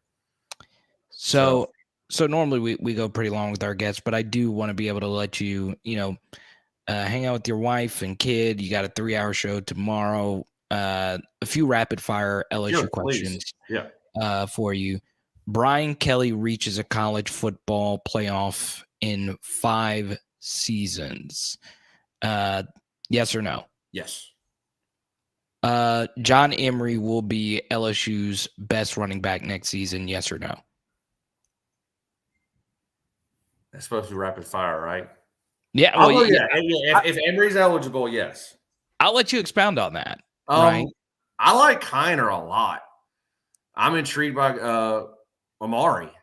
But I think Emery will obviously get the first chance. He's fresh, and I'm hoping he makes the most of it. But I like Kiner a lot. Miles Brennan plays the entire season next year. Okay, let me put it this way. He plays at least 10 games next year. Yes. You believe that body holds up? Yes. I'm trying to be optimistic here. Well, he had the walk-ons TikTok. I saw the dance moves, so he didn't break a hip then. That's a good start. Well, there you go, man. A few LSU questions for you. If you want to follow Foxy, SportsTalk 977, if you're in North Louisiana, 3 to 6 every single day. Every day. And if you are on Twitter, did I spell it right there? Fox 4 Sports Talk. FOX, the number 4, Sports Talk. There you go. Make sure you go follow him on Twitter. I'll even post a link that obviously goes a long way for his show. There you go. If you can really quickly, guys, go give him a follow on Twitter. Please, let him know. Would love it. Thank you. And I appreciate you, Foxy. Always, man. I owed you one. I feel like of all the years you've been on, I could at least do this, right? Yeah, I know, right? But my segments are only like 20 minutes, and I had you on for 90. But that's the thing, man. We got to make up for like 1,000 segments, though. And this is what I like to do. Like it is refreshing for me to be on the other side. I get to do it, but not a lot. So I like being the one getting asked questions and not the one asking. It's a lot less stressful for me than thinking about the questions. Well, I think something else is you also not only have to not have to worry about that, but I don't know if it's gotten better for you in 17 years, but it drives me nuts. And this is the biggest thing I've read about doing radio tomorrow is I hate having to worry about the daggum clock. Dude, I can't stand it. This is why I can't do corporate radio and Nargo work somewhere now, because I'm like, I'll take a break somewhere between 12 and 15. Exactly. I mean, you got to get that hard break at 4. Like, no, if I got a great guest, I don't want to end it right now. And luckily, I got that little leeway where I am right now. Not let my producer get mad when it's like, it's 20. The break's supposed to be at 15. I'm like, shut up. Just let me do my thing. There you go, man. Well, congrats. You're a member of the Booger Band Club now. And I'm honored. There you go. And we'll talk to you soon, Foxy. Thank you so much. Please have me back. And thanks for everybody for the positive comments. I appreciate that. There you go. Good stuff, man. Fox 4 Sports Talk is where you can find him on Twitter. It was a lot of fun, man. Man, he's phenomenal. I'm dead serious. Like, his shows are really, really good. They're really conversational. It's a little different. Like he said, like, if you listen to it, it's serious. He takes it very serious, but he wants you to feel as if you're just hanging out. It's kind of like the vibes on here, but he's just phenomenal. He just is good. So yeah, I'm gonna take these off just for a second. I don't like wearing headphones all that much. Let's see. Yeah, we'll keep going. We'll keep hanging out. I know some of you have some questions about Seven Banks. Y'all do realize these same advisors are still dropping the ball. Xavier Carter and Savion Jones had issues scheduling classes because their advisors wouldn't do their jobs. I didn't know this. Yeah, Jason, I do think Skipper, we're not done yet. We're not done yet. We'll keep the party moving. We'll keep it going.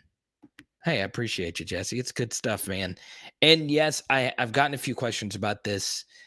We will get Justin Vincent on here. Hopefully, we're able to schedule something with JV. He is absolutely fantastic. It was a good show.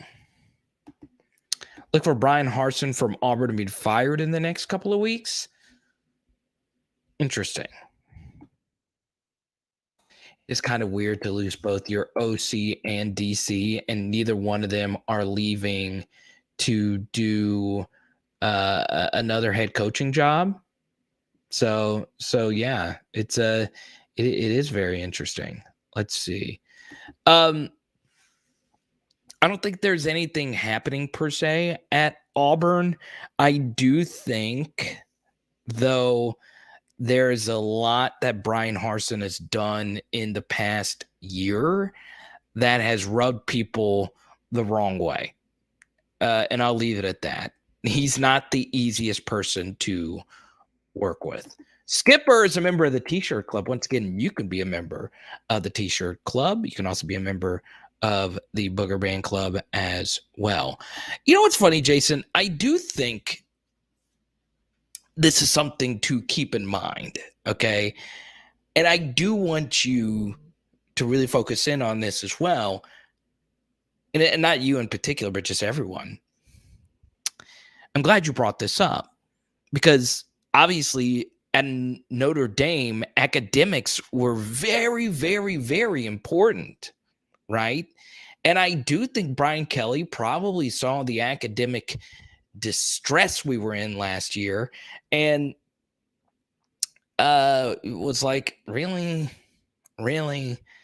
And I think he's trying to figure out if he's going to reschedule or restructure how classes are actually scheduled all the way from the top down. So it's really fascinating. Is TJ Finley starting at Auburn next year? I don't know. He's got to beat out Zach Calzada. What are your thoughts on not going after Jackson Dart and Trigg in the portal? I really wish we would have went after them. I don't know if LSU did or did not go after Michael Trigg. Guys, it's simple. If Miles Brennan comes back to LSU and a quarterback wants to play right away, they want to go to a school where it is pretty clear that they are going to win the job, or they only have to beat out one other guy to win the job. At LSU, you got to really beat out two guys, and there is a really good true freshman quarterback that can show you up at practice any day of the week. So, yeah, let's see here. Dart gets $100K to sign with Ole Miss. Sure.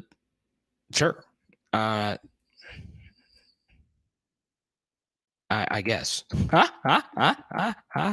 Let's see. Dang, Fred. I don't want to get that rumor floated out here on this channel. Here we go. Emory's last 4 games: 4 carries, 7 yards, 7 carries, 79 yards, 4 carries, 13 yards, 7 carries, 33 yards. So once again, this is an oversimplification But I do tend to agree that there isn't a single game that John Emery has dominated from start to finish outside of the Auburn game. That's the only game where start to finish, he was the absolute best freaking player on the field.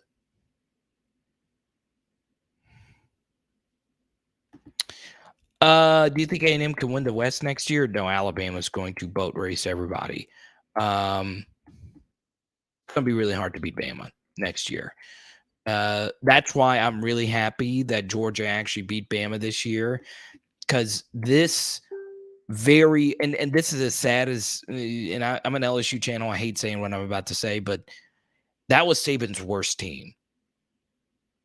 Definitely his worst team since 2016. And they almost won the national championship, right? 2017 or 2019 Bama, boat races. 2021 Bama. We just had Joe Burrow.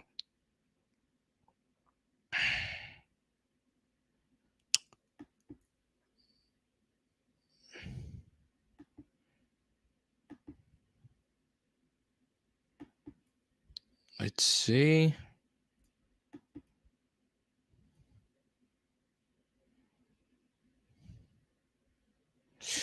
Pirate, where are you getting these numbers from? As long as the O-line can protect Miles, then I think you'll light it up. True protection is going to be key. I still think Miles could put up numbers despite, even if the protection wasn't the absolute best. That was the case when you played in 2020. But you do want the protection to be great because you don't want him getting hit too often with the restructured rib injury.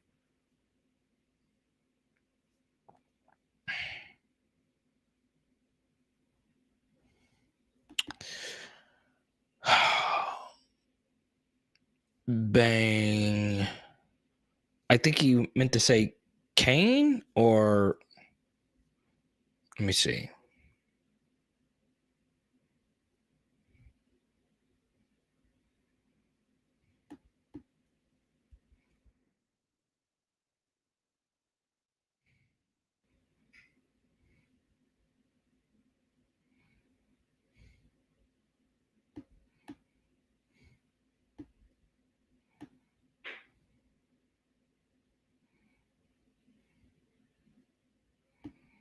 Kane is a power back.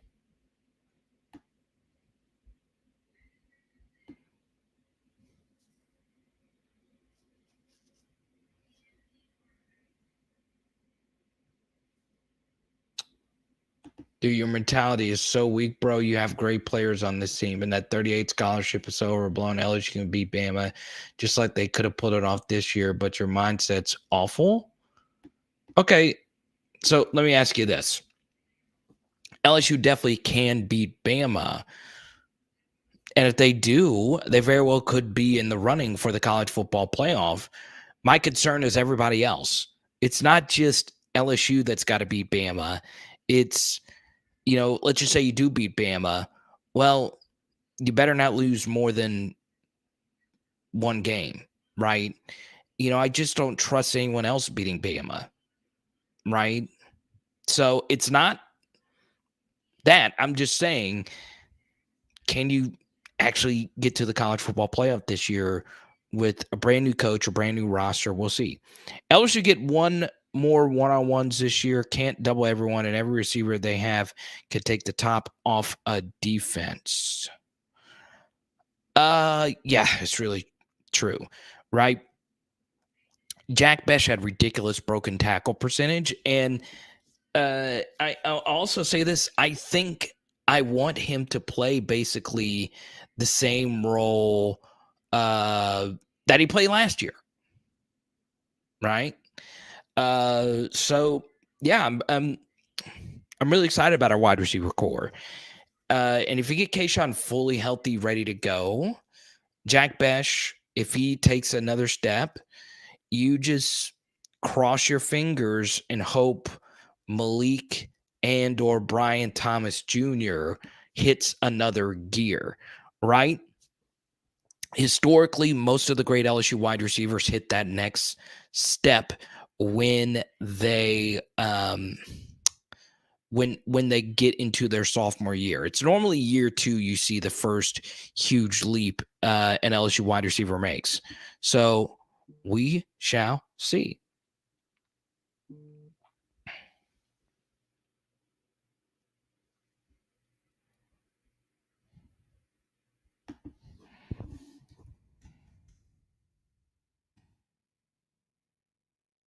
Thank you for the super chat, Jason. The well had gotten a little dry for a while. Okay, BTJ is going to be the breakout. Okay, we'll do a thank you, Jason, for always supporting the channel. Hope your son is loving that Alex Bregman card. I need to get more Alex Bregman content. I need to get more Alex Bregman cards.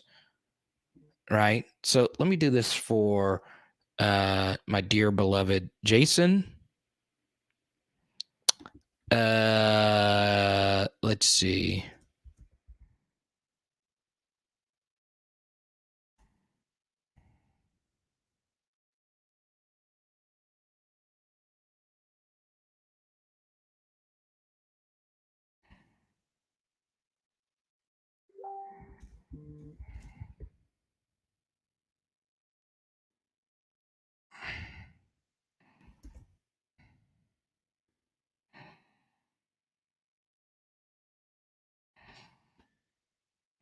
All right.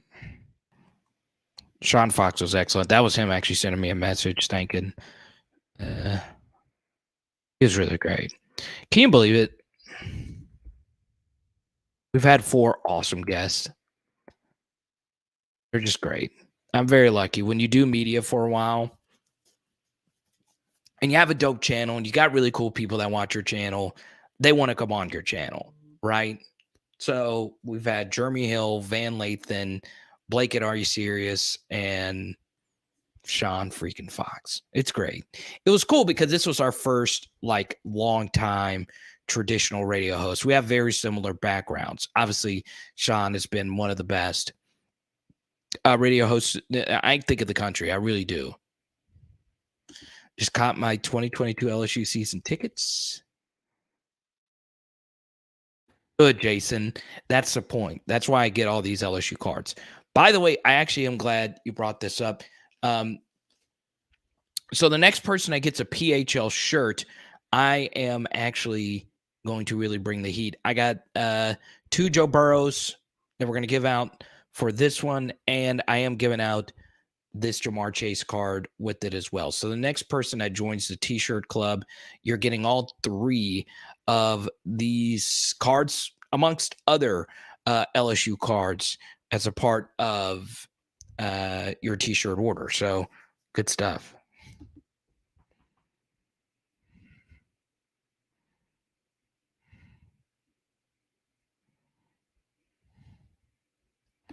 Bang thinks Malik's going to be that guy. He had a great close to the season. Drops, you do have to worry just a little bit. But still.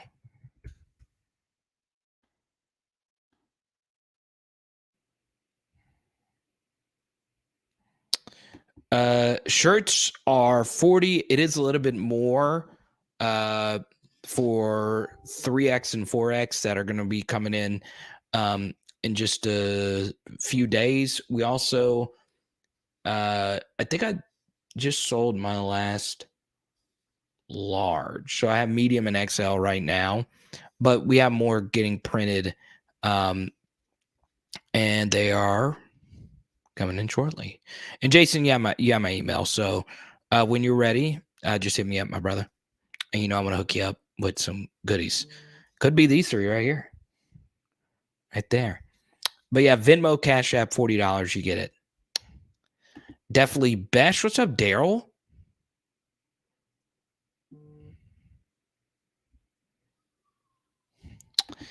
I really like Malik.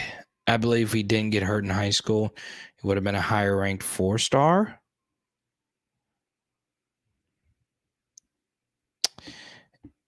Yeah, yeah, Chuck. It actually is on the bottom scroll right here. But yeah, I am currently working on I didn't think it would be so hard to set up like a website where you could just click and buy a shirt.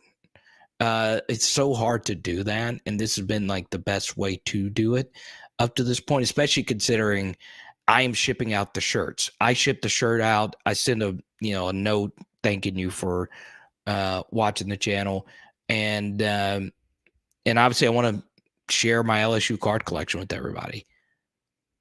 What about Andre Anthony? Is he eligible to come back? Honestly, don't think he is, but I could see a medical exemption being made for Andre Anthony. And what's very interesting is he is older. Um, so he was older. He was one of the oldest players in his recruiting class. So he was 25 this year as an eligible 6-year player. Jason, that's my Venmo right there.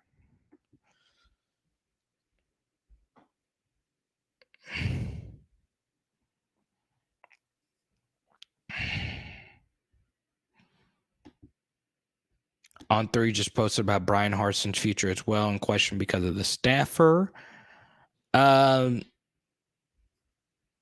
Was it an actual writer or was it just a message board post?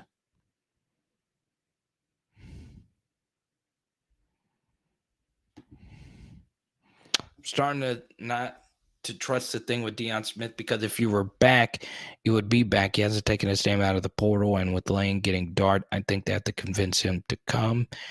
Yeah, apparently there are some other things surrounding Deion about his future. I wish him nothing but the best, whatever he decides to do.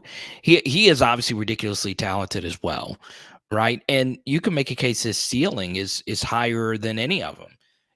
His catches, he made some ridiculous catches versus Central Michigan. So yeah, that's really good stuff. And Jason, thank you so much, man. Jason is a new member of the T-shirt club. Good stuff, Jason. You're a part of it, man. I'll shoot you an email after this, and you, my friend, well, your son's obviously going to get him. You're getting 2 Joe Burrows and a Jamar. I rarely give out 2 Burrows, but I'm doing it just for you, Jason. Well, I was doing it for whoever jumped on it first.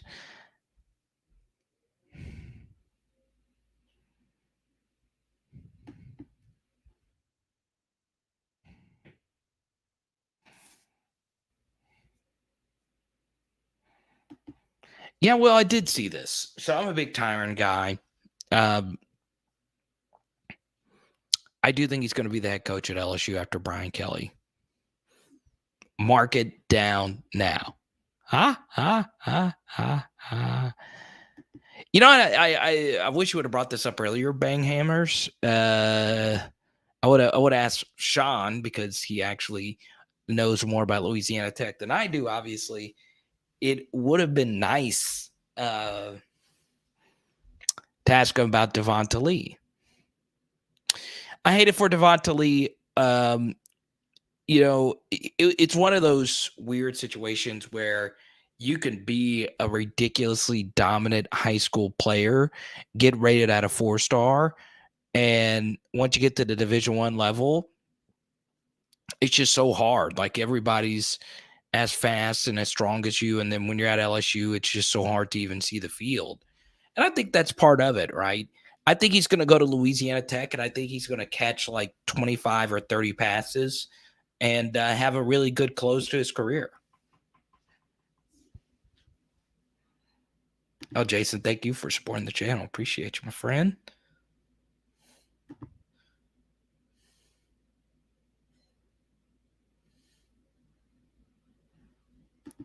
Akron, Alex Adams, Devonta Lee, Louisiana Tech, Trey Palmer, Nebraska, Coy and Dion still in the portal. I am kind of shocked Coy Moore hasn't found anywhere.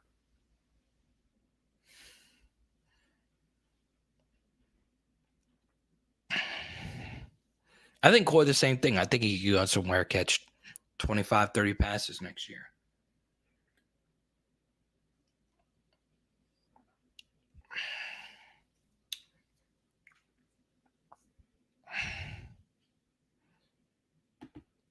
The day Tyron decides to retire,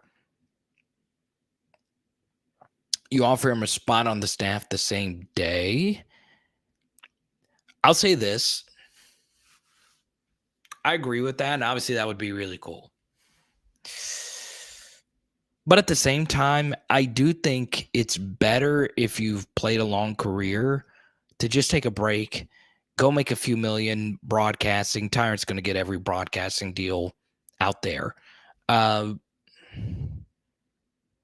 yeah, let him take a break. I know he's, very close with his kids as well. He wants to spend a lot of time with your kids.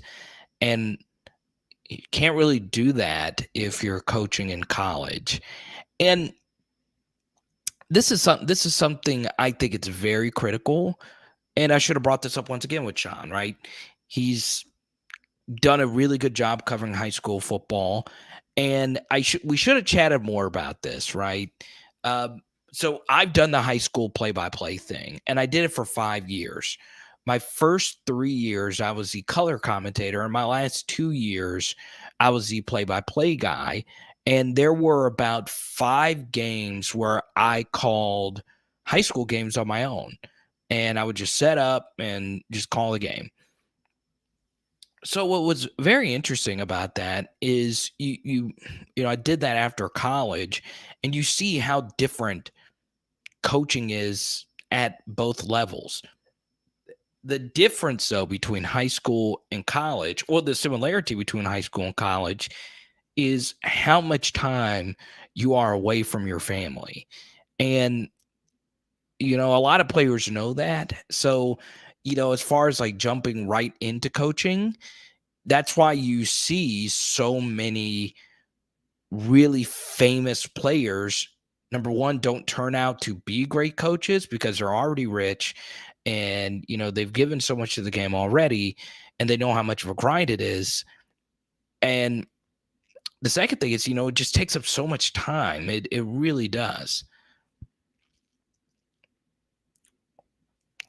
I think that's the key here, Rodney. I don't think he can with a kid on the team. That's true. Scooby is coaching up his son now. So once again, I do think Tyrann Mathieu will be the next coach at LSU. When Brian Kelly is done in 10 years, hopefully, Tyrann Mathieu will be the next coach at LSU.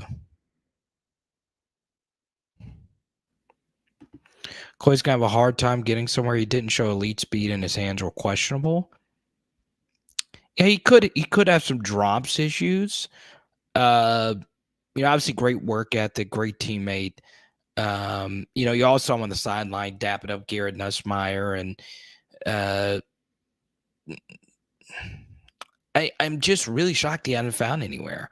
I also think the harsh reality as well is you go into the portal and your options aren't as limitless as you initially thought they were.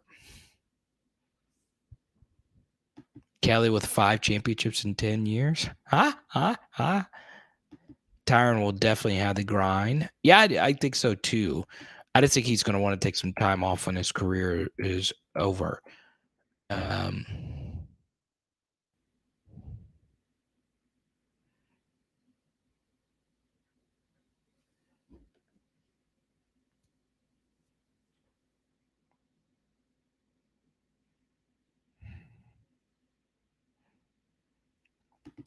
Oh, Ray, absolutely.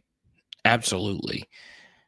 And they need to be as aggressive as they can. It doesn't make any sense for them to go, and I'm glad you brought this up, Ray. You go 2 for 6, right? Once again, I think the perfect number would have been 4 for 6, and that would have given you 3 slots for transfers. You go 2 for 6, you need to go after every name that enters the portal, each and every one of them that you think can really play.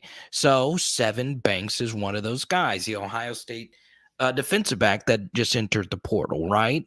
So what's very interesting is one coaching move could land LSU 2 transfer portal defensive backs. So Jarek Bernard Converse transfers from Oklahoma State to LSU after Oklahoma State defensive coordinator Jim Knowles goes to Ohio State. Now, that could have already happened anyway, but, a lot of corners transfer when a new defensive coordinator comes in, and now Seven Banks, I don't know where he wants to go. I don't even know where he's from originally, but we'll see.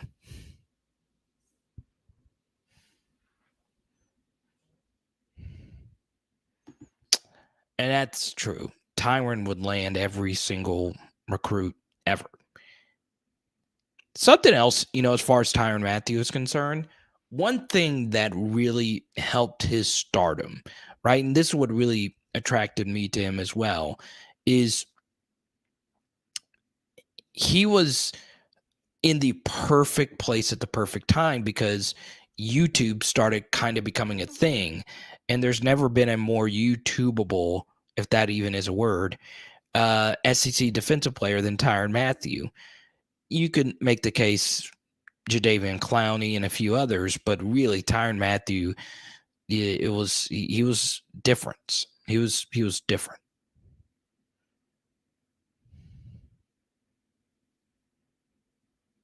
Doug Peterson to Jacksonville. Very interesting. I wouldn't have gone that route. It's not that I don't think Doug Peterson can't coach, right? He had a GM and what's the GM's name? Howie Roseman. They didn't see eye to eye after the Super Bowl. Everyone gets egos, whatever. If I was Jacksonville, I would have gotten somebody that had something to prove. It's why I always go back to this. I don't like hiring coaches that have already won a natty because you have nothing to prove. Your legacy is already somewhat cemented. It's one of my most exciting things about Brian Kelly, right? Who is a football historian. The most important thing for his legacy is to win a national championship, right? So his name can live on forever. And, Doug Peterson already won a Super Bowl. It was one of the best coaching jobs. I mean, how many coaches can say we have to go out there and win a Super Bowl and beat Tom Brady with our backup?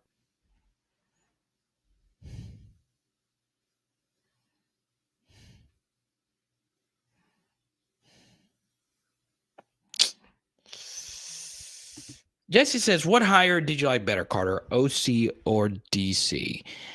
I would probably say OC simply because of what's happening at Auburn right now. But Brian Harsin just did not. I mean, the Austin Davis thing, he stepped down pretty quickly when he got to Auburn. And I don't even know what's going on at Auburn right now because I'm focused on you guys. But, OC head coach symbiosis is so important. And I do believe Kelly and Denbrock will get along. But I'm also talking myself a little bit more into Matt House's upside. And I hope he is the real deal next year for us. He's going to have a bunch of experienced coaches around him, which is obviously going to help out. And I also think the analyst hire from Georgia, the John Jancic, is going to help out a bunch as well. So I'm really excited about that. Since Payton retired, do you think LSU will draft Saints player? Are you feeling better? No. Love you. Thank you.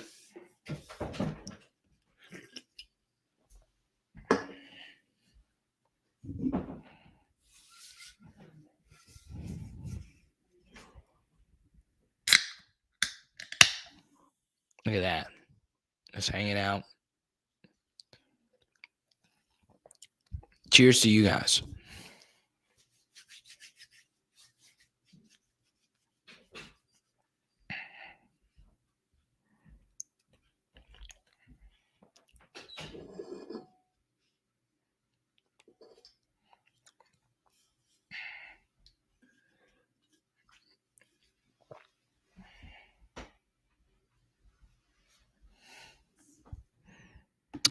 Okay. So here's my thing. And once again, I should ask this to Fox. He gets calls on this all the time about the Ohio State thing because, Fox was he's a big Saints guy. All right. And I hear this all the time. Well, Carter, what about the Saints and the Ohio State thing? We got all these Ohio State players. They never draft LSU players.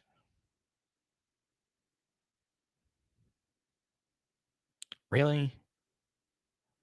Really? So, if it is your belief that the Saints have an Ohio State fetish, tell me which Ohio State pick was wrong. Okay, Marshawn Lattimore, beyond home run. Michael Thomas, beyond home run. Von Bell, pretty daggum good. So a lot of these guys hit. Oh, yeah, Malcolm Jenkins. A lot of these guys hit.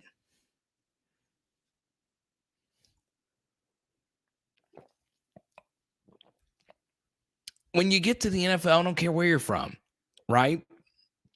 Now, I grew up a Saints fan, not nearly as diehard a Saints fan as I am an LSU fan. I'm being as honest as I possibly can. I'm really happy, Drew Brees did what he did for us. But I am almost as big cheering for LSU guys in the NFL as I am a Saints fan. But who dat all the way through. So yeah, I root for LSU guys in the pros. So I try my best to keep up. And obviously the Saints have had some LSU players. Will Clapp now, Devery Henderson. But, when you get to the NFL, they don't care where you're from. And as a Saints fan, it doesn't really mean a whole lot to me that the Saints don't have a lot of LSU fans, LSU players.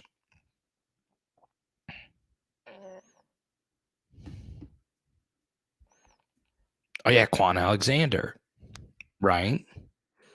But it's also one of those things, right?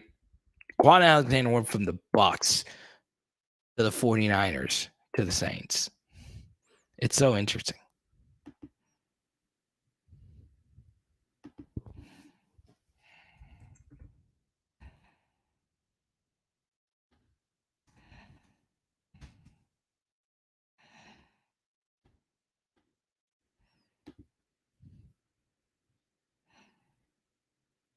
Made me root for the Bucs against the Saints.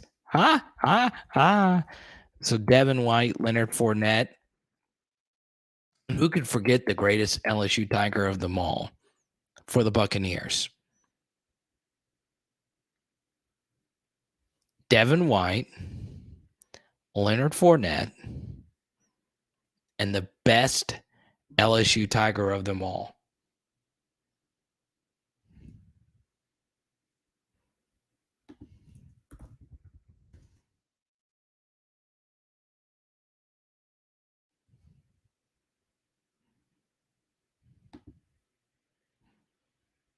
Not Kevin Minter, not Michael Clayton, not Booger McFarland, not any of them. Exactly. Cyril Grayson, who has never dressed out for LSU football. Cyril mother effing Grayson. Also, if you are going to be out in LA next week, let me know. If you live in LA next week, let me know. I love to hang out. I don't have anything really scheduled. I'm just going. All right, I'm getting to meet a few of you. Really excited about that.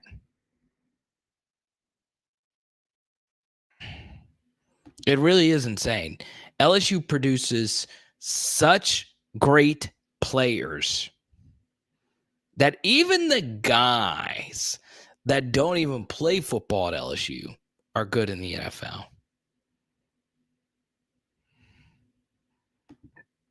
Oh, Jason, thank you again for really hammering the super chats. Jason is by far our top super chatter tonight. I really appreciate you.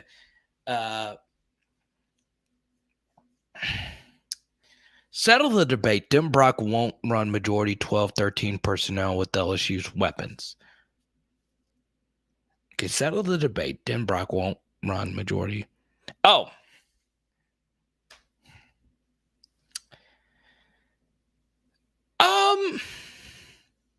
Good question. First thing, Dim Brock's going to want tight ends to be on the field, right? If you watch Cincinnati, their tight end 11 was a big part of their offense, but they did run a fair amount of 11 as well, right? With Ritter, they ran a lot of shotgun and yeah, I think Dim Brock isn't going to force 12 and 13 personnel. I also don't think Danny Lewis would have influenced that decision as much, simply because tight end is probably, and this is going to cause disagreement in the chat, I do think tight end is probably the toughest position to play as a true freshman outside of quarterback on the offensive side of the ball. And quarterback's kind of a no-duh thing. But you see it in the NFL as well, right? Outside of Kyle Pitts and a few other anomalies, you see so many like rookie tight ends not be that great. Tight end's so tough, right? You got to have a certain unique skill set. You got to have a certain type of body to play tight end. So, yeah, I just think I don't think Danny Lewis changed the discussion. My major point about Danny, and I know this is a little bit of a side topic off your initial question. My point about Danny was he could have played next year, right? It's a more wide open playing opportunity if you are a true freshman. Yeah, Brancy, you did. It was really good. All our guests have been awesome up to this point. But yeah. What's up, Blessed in Turkey? Good to see you.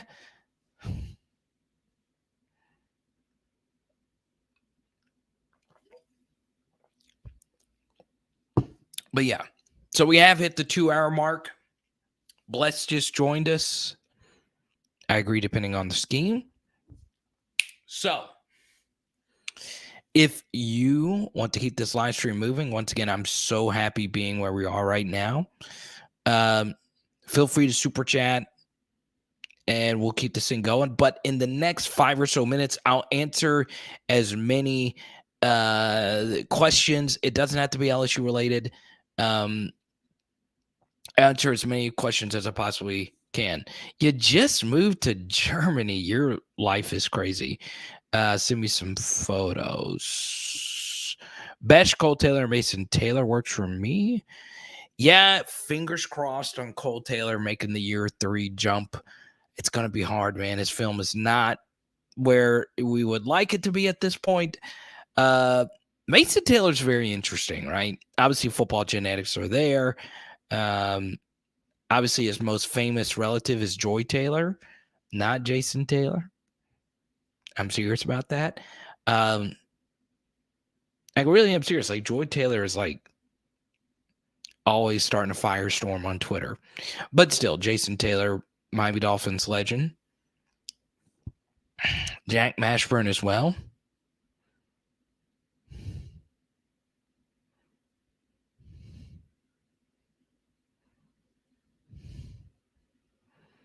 If only Gilbert would have worked out.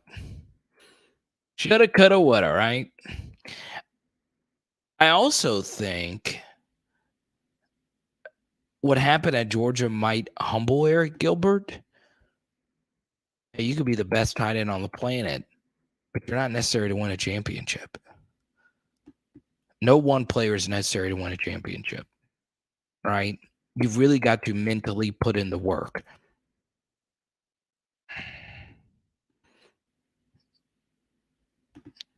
Bang, do you think Kelly will let him run 12 when you have? Yeah, I don't. Every coach says this, right? We're going to let our players dictate the scheme that we're going to run. I mean, if you look at those names right there, obviously out of those wide receivers, Kayshawn is the only transcendent. Holy crap! What are we looking at, wide receiver? But the other three names that you just mentioned right there, Besh, Neighbors, and Thomas, can get to that level. And you really just need two of them to be holy crap special. And hopefully Hilton and I be able to take that next step. And once again, he's always slept on. He's always slept on. Dre Jenkins. Dre freaking Jenkins.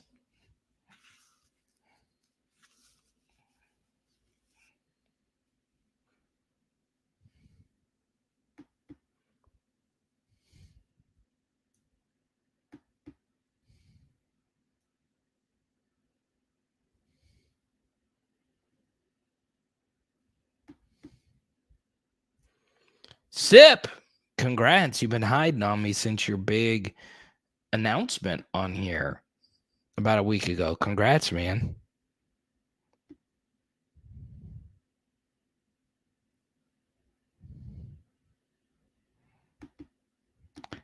I did see this. Don't freak out about that. Every player that goes to every school always says the same thing. Once a Tiger, always a Tiger. Once a Razorback, always a Razorback. Once a Buckeye, always a Buckeye. That's just how it is, right? Don't get too angry about that. Do you see Ibieta possibly returning Kit's? Kid is fast. I could see it. And one of our viewers, Grant, who lives in Mandeville, has tweeted that a bunch, right? And I contact and talk to a lot of you on Instagram, and Instagram has been giving me hell and not letting me log in. So I'm going to have to be dealing with this all night. That's why I like YouTube.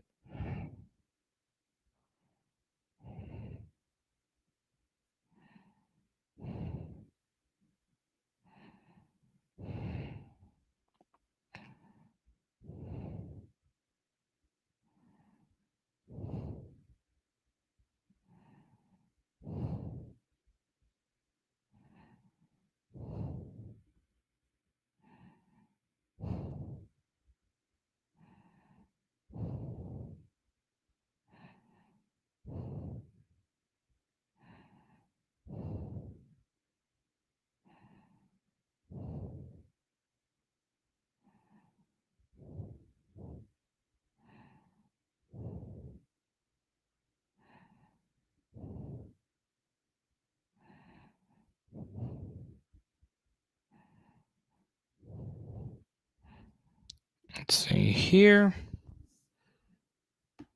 Ohio State fans.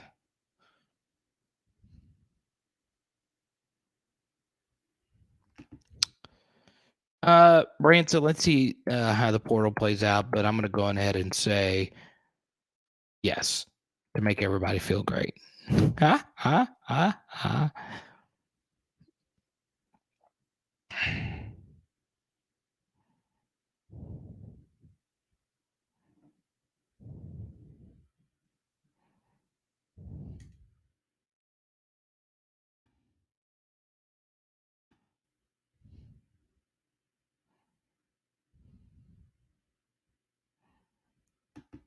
Jalen Davis Robinson with this speed.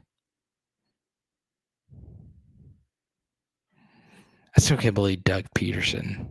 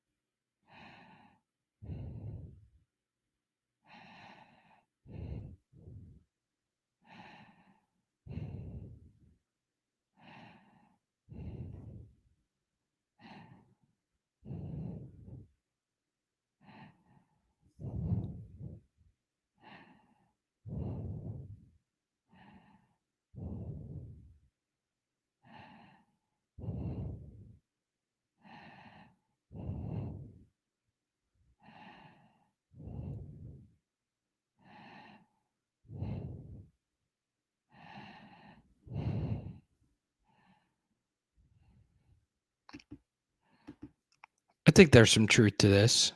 I do. Robinson is Holiday 2.0.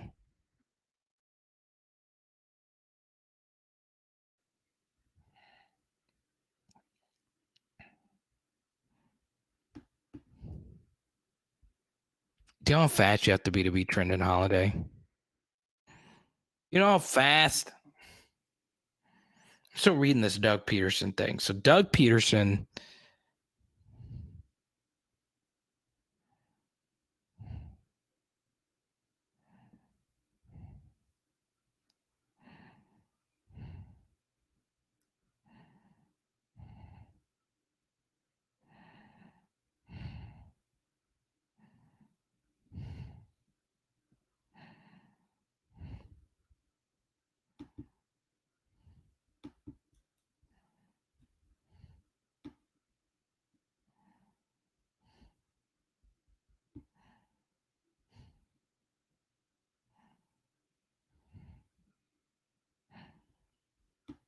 $10.05.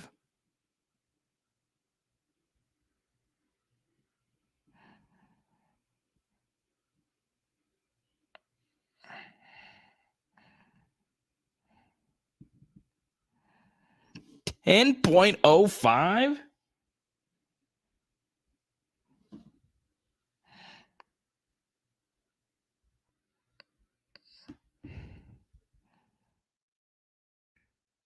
All right, guys. I'm going to sign off on this. We should be live again on Saturday night. So we'll see you again. I don't know if we're going to do a video tomorrow, but we'll see you Saturday night. Once again, thanks to our guests, Fox 4 Sports Talk, and our top super chatter of the night is Jason. Thank you for your support. I'll be shooting you an email in just a second. It is Power Hour LSU. Boom. Let's go. Doing some noodles tonight. Let's go.